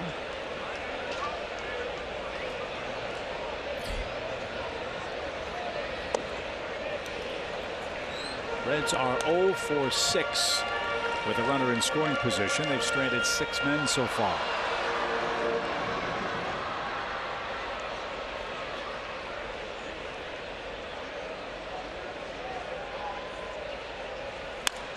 Right back up the middle, a base hit. Bruce scores. Suarez around third. Ender brings it home. His throw to the plate is not in time. Peraza with a base hit takes second on the throw. And A.J. Pierzynski with a Dikembe Mutombo finger wag to Angel Hernandez. Thinks he might have missed this one. The Braves are going to take a look and review the play at the plate. Solid shot. Again, Inciarte with 11 assists. Puts the throw on the money. I don't know if Suarez ever got to the plate. He may have been able to get his left hand in there.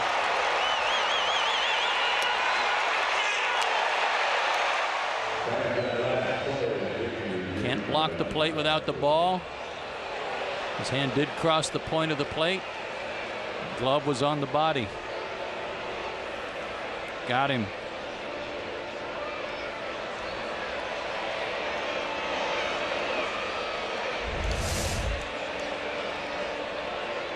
So that's ruled a single for Peraza for the moment. He's got 2 RBIs. And as always on replays like this, the call on the field is the most advantageous position to have because there has to be enough evidence to overturn the call by Angel Hernandez. When did he tag him? He got him right away. And based on that look right there, I think that's very telltale that when you go to the overhead look, you know that the glove's on him right there and the hand wasn't yet to the plate. If you put those 2 pictures together, they could overturn it. It's not a question of whether A.J. blocked the plate without the ball. The question is, was the left hand on the plate before the tag was applied to the back of Suarez, who streaked home from second base.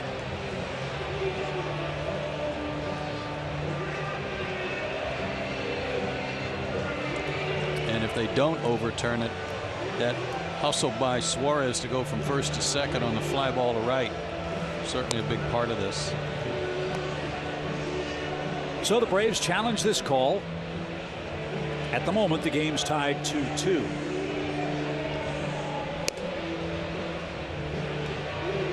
And you can understand why this one might take a little time. That's another typical bang-bang play at the plate, where there's no perfect camera angle that can show the tag and the hand at the plate. Yeah, and from Angel Hernandez standpoint, his vantage point, he couldn't really tell where the tag was applied or when the tag was applied. He could only look at home plate and make his best judgment. But it appeared from that third base angle that the tag, as soon as AJ caught the ball, the tag was on there immediately.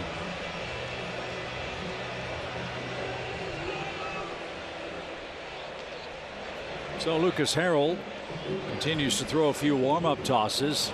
He hopes to keep some rhythm here. He's got Tucker Barnhart coming up. Question is, will there be 2 runs across? Will there be 2 outs?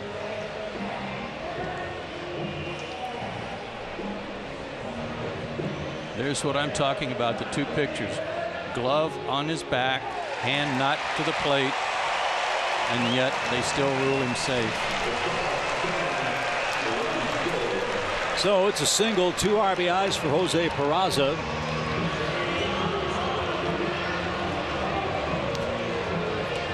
A 3-minute 10-second review. A.J. Pierzynski, I think, was proven right on videotape, but the Braves don't get the call.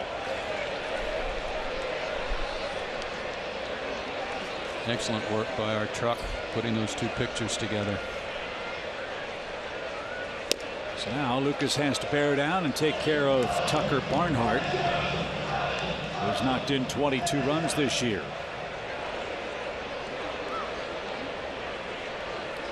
Three Cincy singles in the 6th.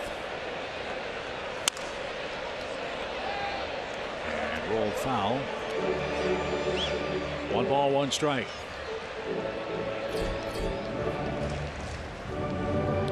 Braves bullpen begins to work.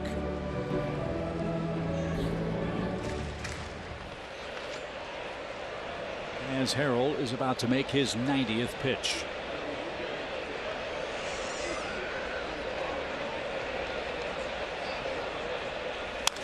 Swing and a drive, deep right field. Cincinnati has taken the lead.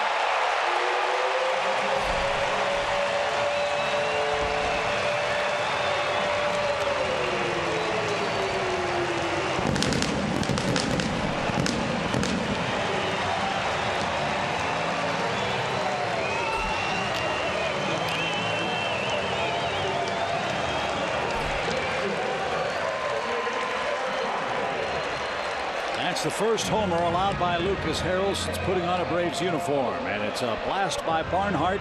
The Reds have a 4-run inning. Anything hit in the air toward right field in this ballpark with any elevation, it's just a given that it's gone.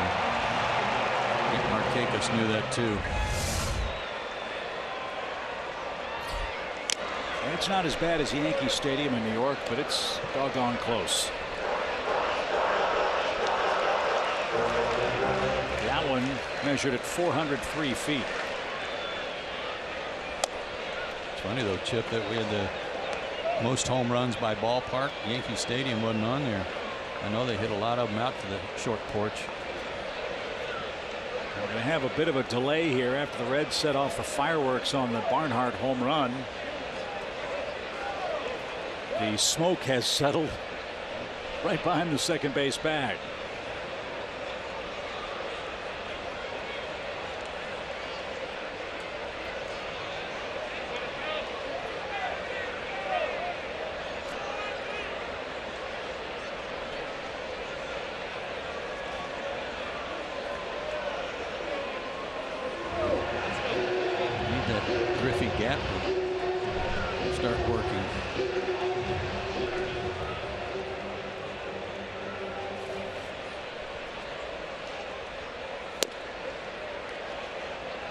Anthony DeSclafani trailed 2-0. He now leads 4-2.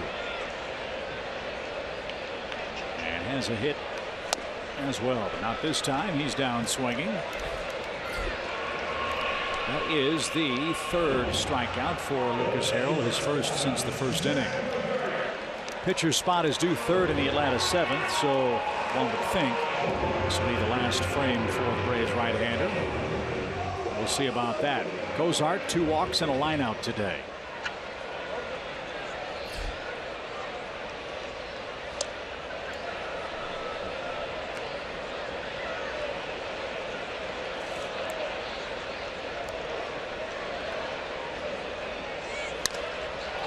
Another shot to right. Markakis is tracking that one. He's got it.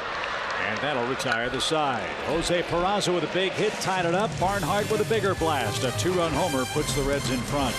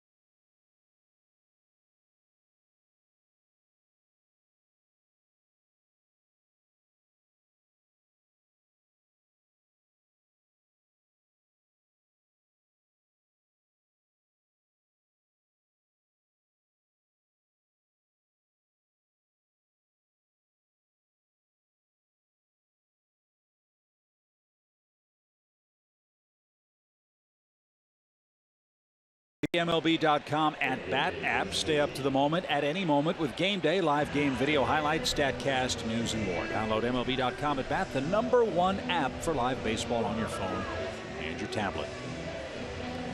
Tucker Barnhart with the big blow for the Reds. He's wearing one of those Tyler Flowers helmets, or masks, I should say. Smart man. The Force 3 mask. It is spring loaded for the catcher's protection.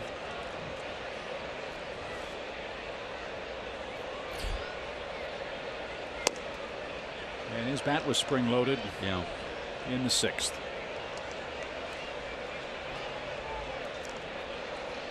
So DeSclafani's got the bottom of the order coming up for Atlanta. It starts with A.J. Pierzynski, and that's lined out of play. Nice catch. Another good one. Breaks down the third baseline. Pretty good fielding crowd.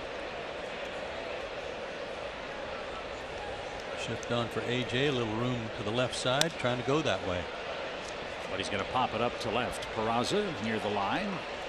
1 out. 5 retired by DeSclafani in order after the d'Arnaud 2-out hit in 5th. Here's Ibar, who's doubled and scored today.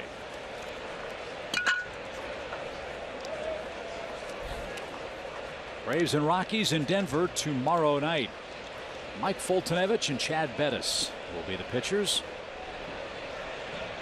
First pitch at 8:40 Eastern Time. Yeah, I'm looking forward to several of those pitching matchups. That's one of them. I want to see Foltynewicz back out there again. And then a rematch Friday night of Teheran and John Gray, who were both terrific in Atlanta. Phillips at second. Easy pickings. 2 out. And it will be Brandon Snyder. That ends the day for Lucas Harrell. 6 innings of 4-run ball.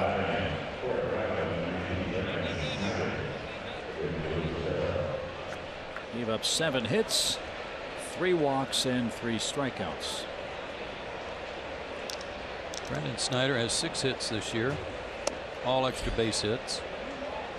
3 doubles, a triple, 2 homers. One of the homers was a pinch hit homer. He's got 6 RBIs as a pinch hitter.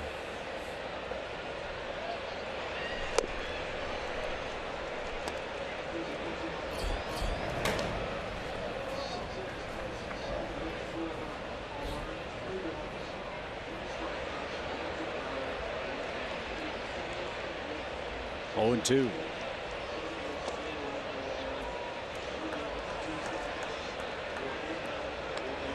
When you flip the game like the Reds offense did, you sure want your pitcher to go out there and try to get a quick shutdown inning. So far so good for DeSclafani. And he'll have Hamilton, Votto, and Bruce coming up to try to extend a 4-2 lead after the 7th inning stretch.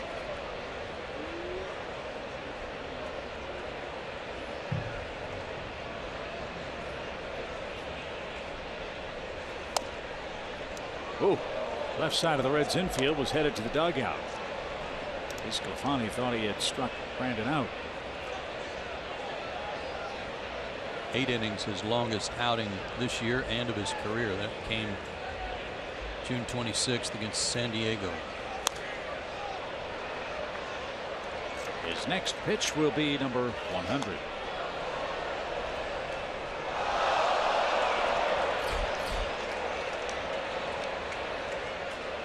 It appears Ian Kroll will be the first man out of the Braves bullpen.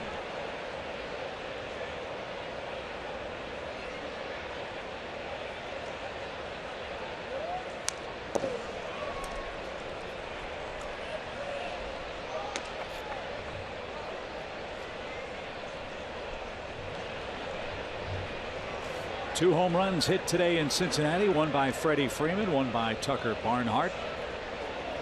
Braves led 2-0 until the bottom of the 6th inning. Cincinnati with 4 runs. And a shot to right. Bruce is there. And it's 3 up, 3 down for DeSclafani after his team gave him this 2-run lead. 7th inning stretch at the Great American Ballpark.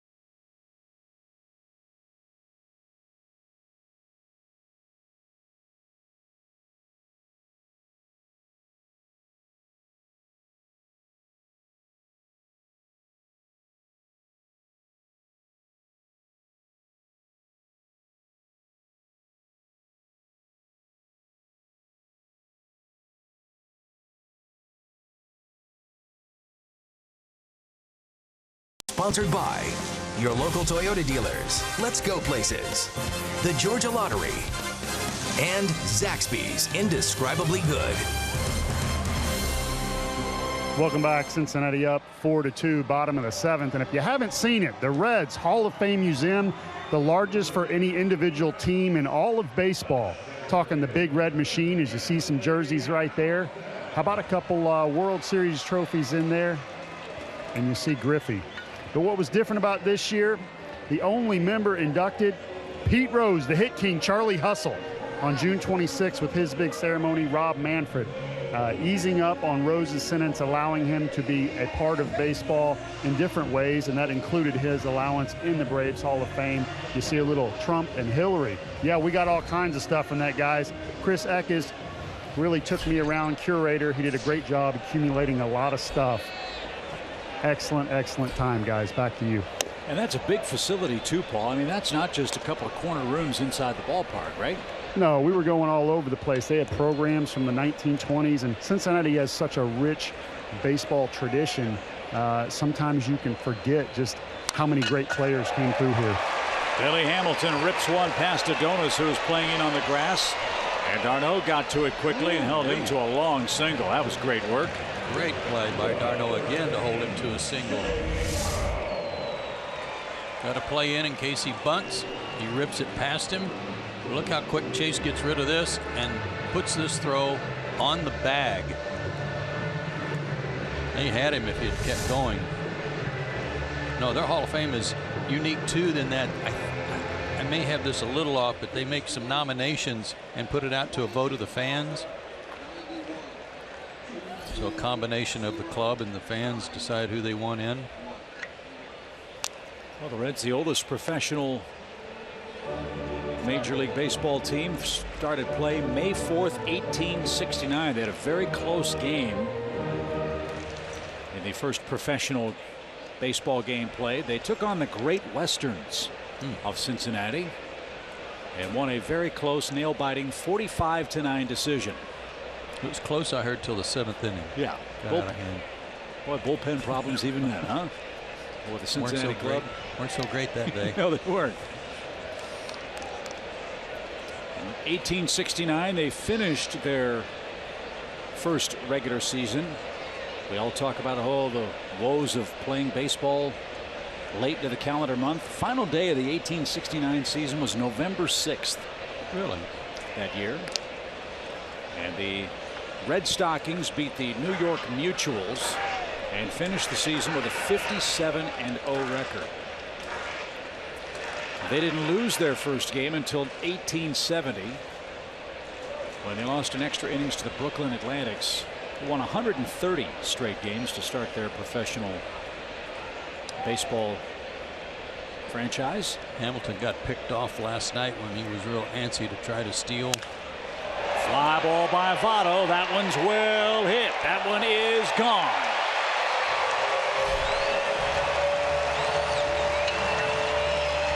Hamilton can have that kind of an effect on you too, where you lose your concentration on your pitches to the plate. Just about any other park, that's off the wall or it's caught. Joey Votto hit that ball about 372 feet. His 16th home run, and Cincinnati extends the lead. Center cut fastball, and he didn't miss it. What a series he's had.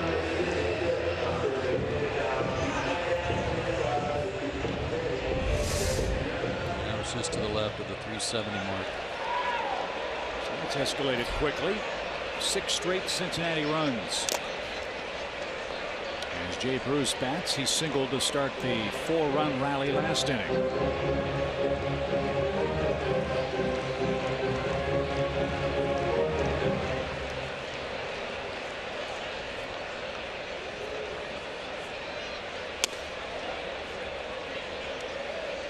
First homer allowed by Kroll to a left-handed hitter this year.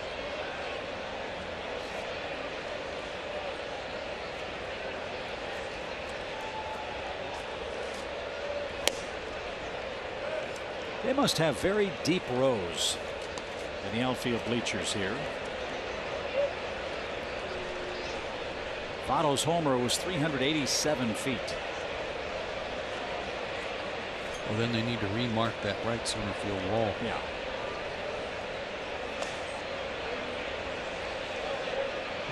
Six runs, 9 hits for the Reds. They've hit 2 homers, 2 runs, 7 hits. No errors for Atlanta. Freeman, a lone man to go deep for the Braves today. His an opposite field shot.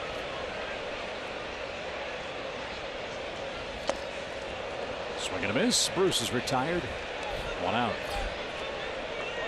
Home runs are up in baseball this year. In fact, they're up for a second straight year. They're on pace for about 675 more home runs all across Major League Baseball in 2016 over the 2015 season. In 2015, there were almost 1,400 more home runs hit. Over the 2014 year. Folks at Rawlings say nothing has changed with the manufacturing process in Costa Rica. Balls aren't harder. They're not doing anything different. But for some reason, home runs are up. We've seen 3 today.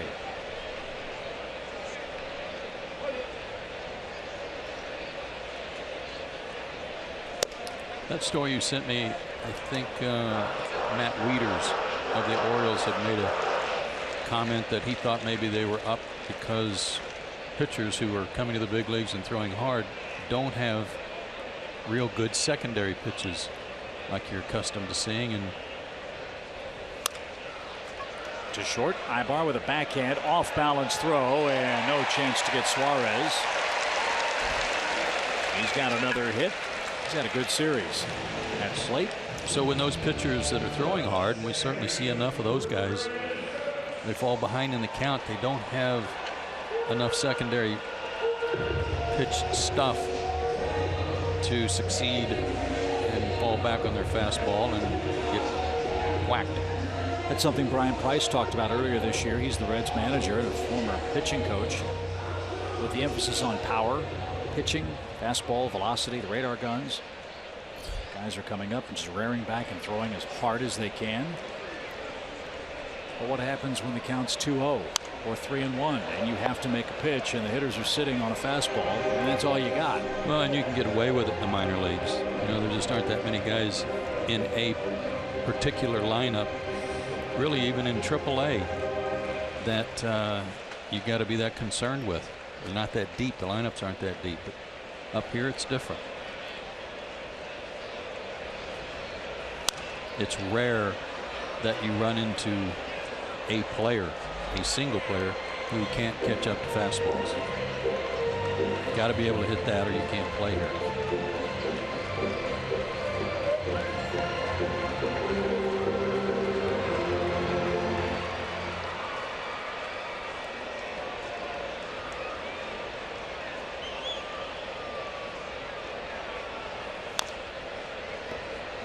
$22,091 the paid attendance in Cincinnati today.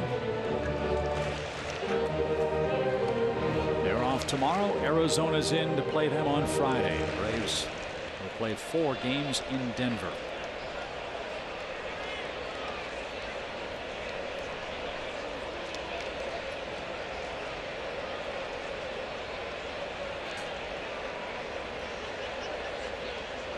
Suarez is running.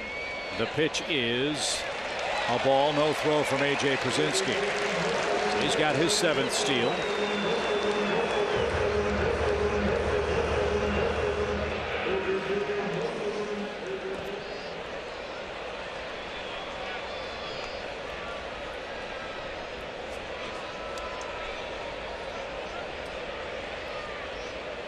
And now a hit for Phillips could add to the Cincinnati lead.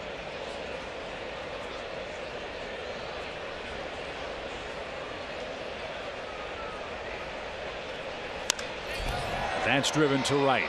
Slicing away from Nick Markakis and into the stands. Ian Kroll hasn't pitched that much lately. He pitched in 1 game in the Colorado series, an inning and 2/3, a hit, a walk, and struck out 3. That was on the 15th, so that was 5 days ago, and that's the only outing he's had since July 9th coming into today. So we talked earlier in the game about starters being rusty. Same applies to relievers too. Cole's given up 2 runs, 3 hits, including Joey Votto's second home run against the Braves in this series. He had only 3 career home runs coming into play today against Atlanta pitching.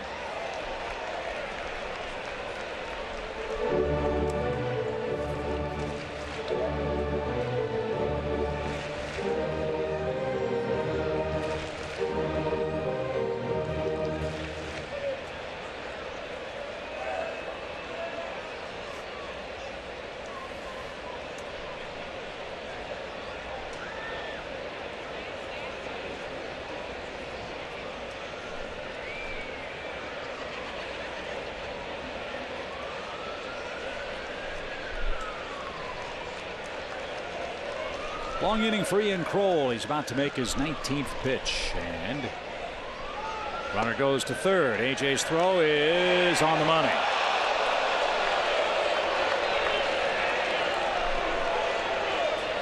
So Suarez is 2 for 3 at the plate. He's 1 for 2 on the base paths. He's the second out of the inning.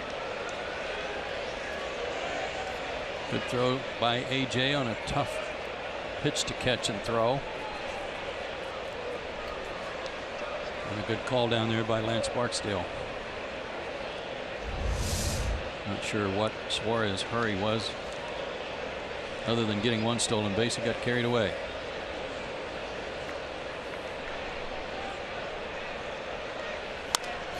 And he was a much more patient base stealer when he was 24. Yeah. But now, turned 25 a couple of days ago. He's gotten a little antsy. 2-2 for Brandon Phillips.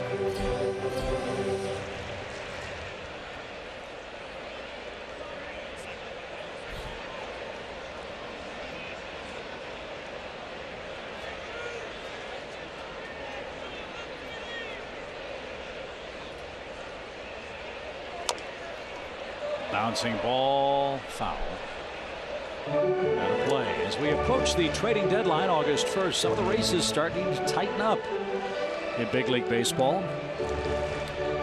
How about the American League West? Just a few weeks ago, the Rangers had a 10-game lead over the Astros. That lead is now 4.5. Texas has lost 13 of their last 17 games. Last night they lost because Albert Pujols hit 2 long home runs for the Angels. And Tim Lincecum picked up his second win. And then did Pujols get hit in the head with a pitch? He did. Albert stayed in the game as the Angels try to move out of the basement. They're 12.5 back out west. Texas has pitching problems they've got to figure out. They've got Cole Hamels, they've got Yu Darvish, and it looks like after that, Joe, a whole lot of question marks. Same could be said for the LA Dodgers. Clayton Kershaw had a setback. Yeah, that's a real shame. And he's not able to throw the baseball, and it's unknown when he'll be able to come back from a bad back. The Angels 4.5 games behind the Giants, and the top wild card team at the moment in National League play. Dodgers. Yeah, the Dodgers, excuse me.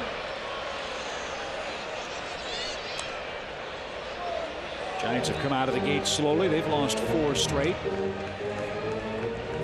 San Fran was shut out in Boston 4-0. Red Sox will send Drew Pomeranz to the mound in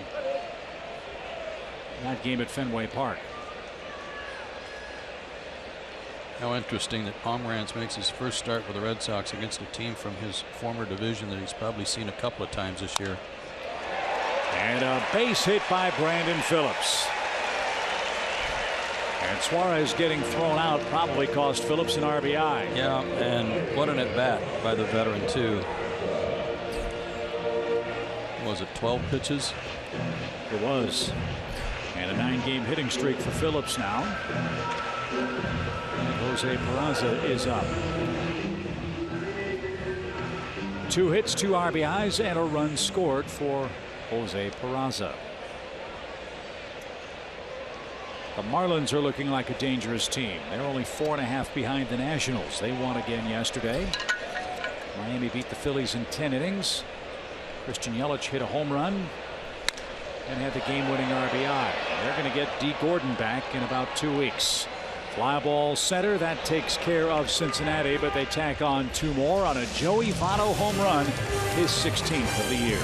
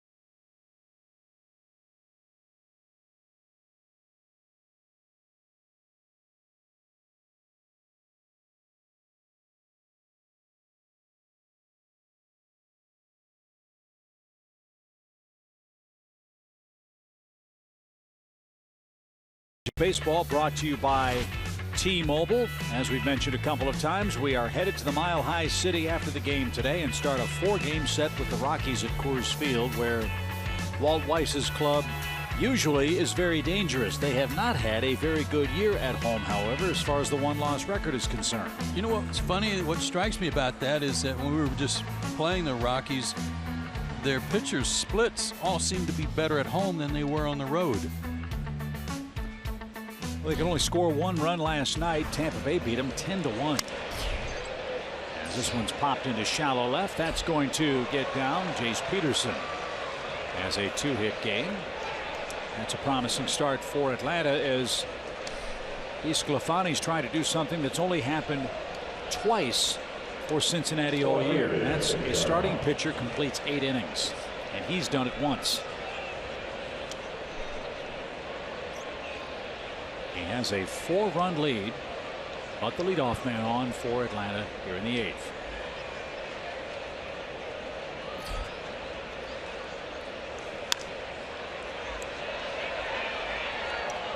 On a hot, muggy day, he's done a good job of handling innings with runners on base. He had retired 7 in a row right up before that base hit by Jace, but prior to that, he was having to really do some work. Ross Ohlendorf is loosening up as that one missed outside for an even count.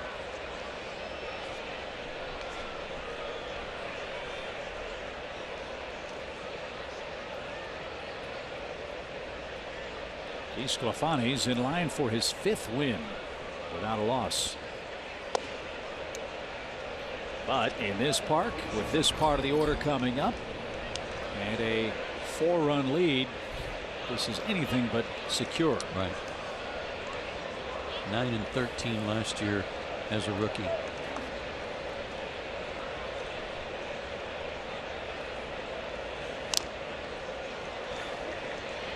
Plenty to talk about on Braves Live, presented by Xfinity after the game. Braves and Reds have split the first 6 games of the season series. Reds trying to take 2 out of 3 at home and win the overall season series. This is the final game head-to-head in 2016. Back to the mound. Second base for 1. First base will be way late. Timing was messed up on that play from the mound and at second base. That allowed d'Arnaud to outrun it. He's at first with 1 out. Yeah, Cozart was covering, and DeSclafani couldn't get it out of his glove, so Cozart had to race over there and then slow down.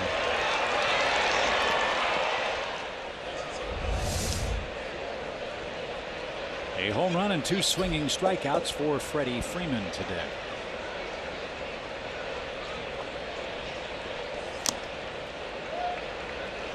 He tipped the first one, strike 1.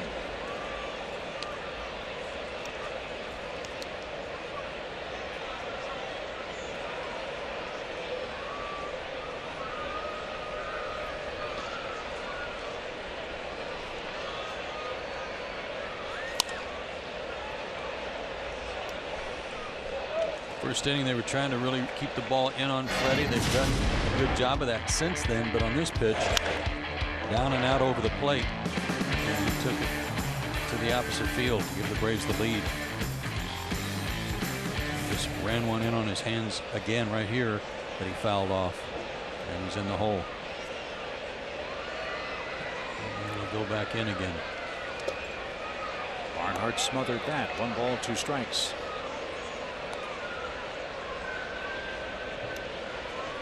This may be a great hitter's park, but this has not been a great winning park for the Braves. Atlanta's 21-30 all time here. Out of play.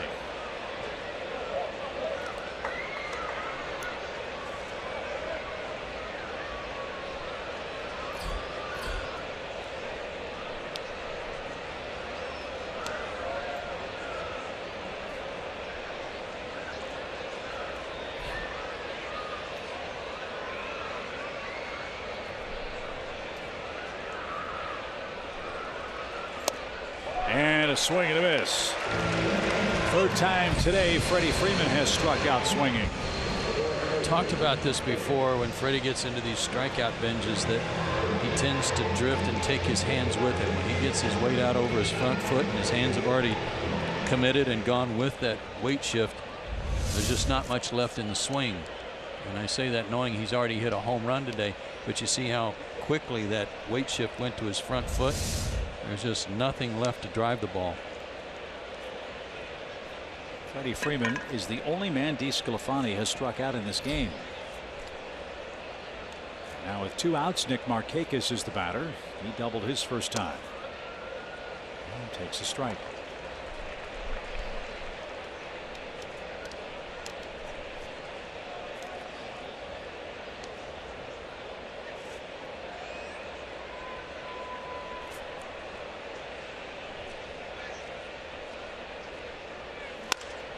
In the air to left, pretty well hit, but it's playable on the warning track. And DeSclafani has, for the 3rd time as a Red starter, helped Cincinnati get 8 innings out of a starting pitcher. He leads at 6-2.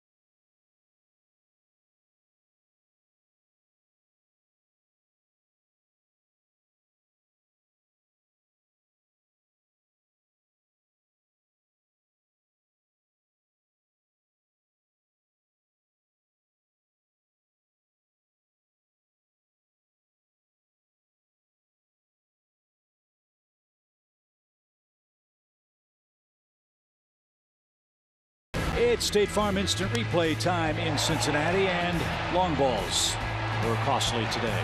Now Barnhart hit the first one to give them the lead, and they had tied it up on a Peraza single, and then last inning off Ian Kroll, a 2-run homer by Joey Votto.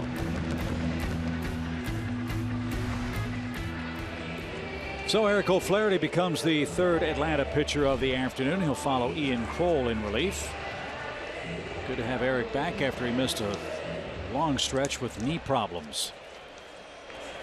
He was treated rudely here 2 nights ago. An inning, 3 hits, 2 runs. First pitch swing by Tucker Barnhart. Straightaway center. Inciarte back and gets there. 1 out.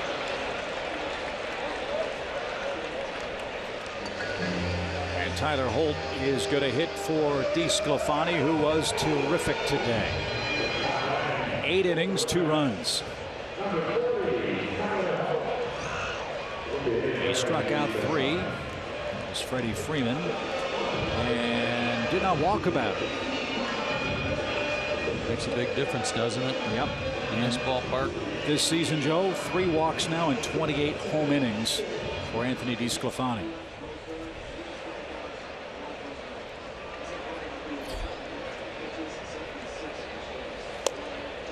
.76 strikes out of his 114 pitches. Well, I had that note at the beginning of the game, so add 8 innings to it. 41 2/3 innings for DeSclafani, 3 walks, and now 36 strikeouts.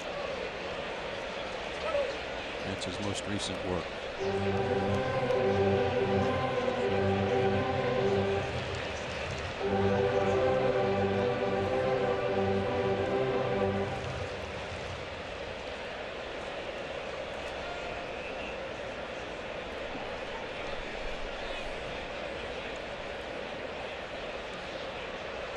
No balls, 2 strikes for Tyler Holt. And that's upstairs.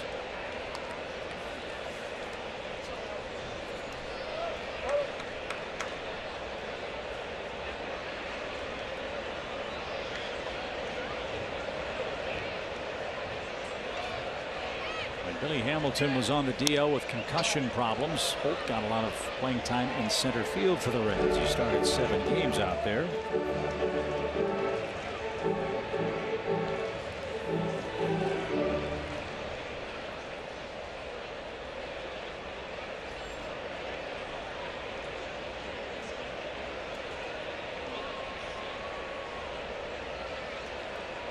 And he's in a 1-2 count.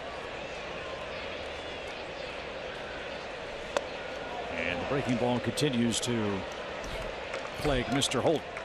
2 up, 2 down. And today only purchase tickets to any remaining home game this year and get a limited edition Chipper Jones jersey shirt while supplies last. Visit Braves.com/Chipper and secure your t-shirt that looks like his jersey today. I for one really appreciate how careful you are there. Thank God we don't have to read that while we're in San Diego. A career ender. A base hit to center. Zach Cozart.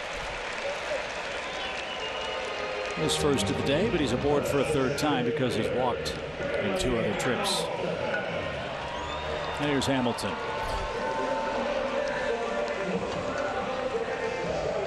Well, you can see why Votto and Bruce have such good production, whether it's Cozart or Hamilton at the top of the order hitting second. Those 2 guys get on and wreak havoc. Hamilton with his speed is a perfect table setter for Joey Votto. He was feasted in this series. Hamilton 2 more hits, including a run. 7 hits in his last 17 at bats. And he launches the first one to center. And O'Flaherty will be out of the Reds' 8th. No runs, a hit, 1 man left. Last call for Atlanta. They need 4 to tie in Cincinnati.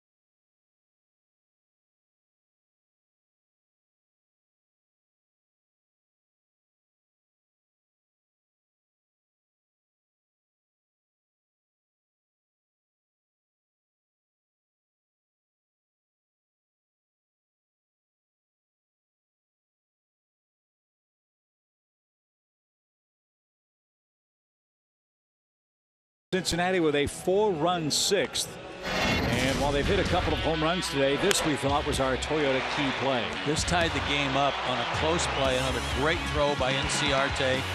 Our video replay showed that AJ was able to hit that sweet tag on the back before Suarez's hand got to the plate. And AJ was letting Angel Hernandez know the same, but upon review from New York, they said there wasn't enough there to overturn it. That tied the game, and then a couple of minutes later, Barnhart hit a 2-run homer to put the Reds on top. Ross Ohlendorf is on with a 4-run lead in the 9th inning. There's really, I think, only one way that you're going to get the most favorable angle on that play at the plate, and that's a camera that's somehow positioned right over the top of the plate. And that doesn't exist here in Cincinnati, nor does it exist in many big league ballparks. It's an incredibly difficult call for an umpire to make. As this one's hit by Garcia to right and pretty deep. Bruce on the run. That ball's going to carry out of here in the 9th inning. And Adonis Garcia with a solo home run brings the Braves to within 3. It's now a 6-3 game. Well, Adonis Garcia just wanted to leave a little goodbye message to the Reds. It's his 3rd homer off of them this year. First hit today, 2nd homer in this series, and both to the opposite field. No lead is safe in this place. And you get a high fastball, asking for it to get hit hard. Well, there's one of the 4 the Braves need to get it tied up. Here's Inciarte, and there's 1 for 3. But to finish the point, Angel Hernandez is looking for the hand on the plate, and at that angle, he was shielded. Where AJ applied the tag, he had to look right through the base runner's body. That's not possible without X-ray vision. And really not enough evidence to overturn the safe call at the plate. We had evidence. Once they took down our booth camera, I'm guessing that New York didn't get that replay angle. Swing and a miss. Inciarte is rung up all the way in the 9th.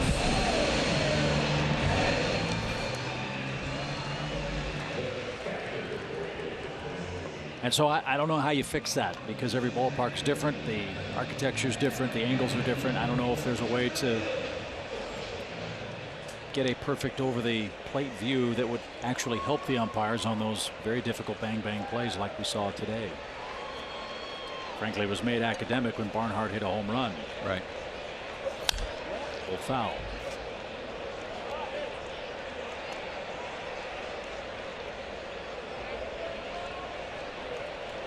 AJ's 1 for 3 today.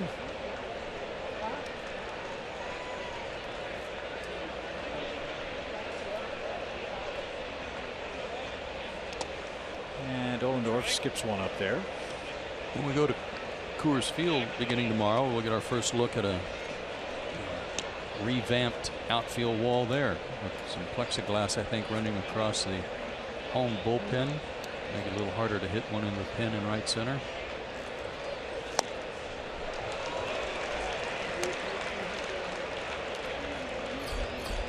Mentioned Colorado's home struggles after losing 10-1 yesterday. The Rockies, who have to be dominant at home, are 2 games under 500 at Coors Field. And Braves have to find some offense. That's really where the season went to die last year for the Braves. They were swept in 4 games, and if memory serves, scored a grand total of 11 runs at Coors Field.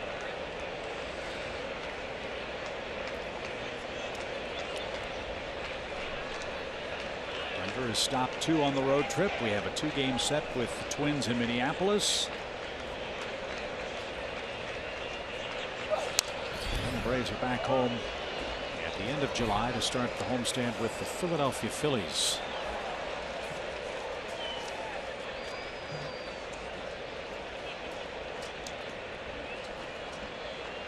The Phillies and Pirates will be the 2 teams in Atlanta. That takes us into the early days of August.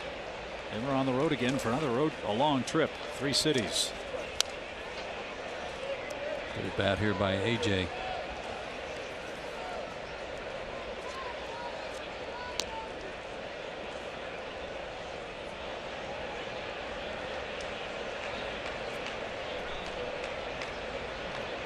The 1-2.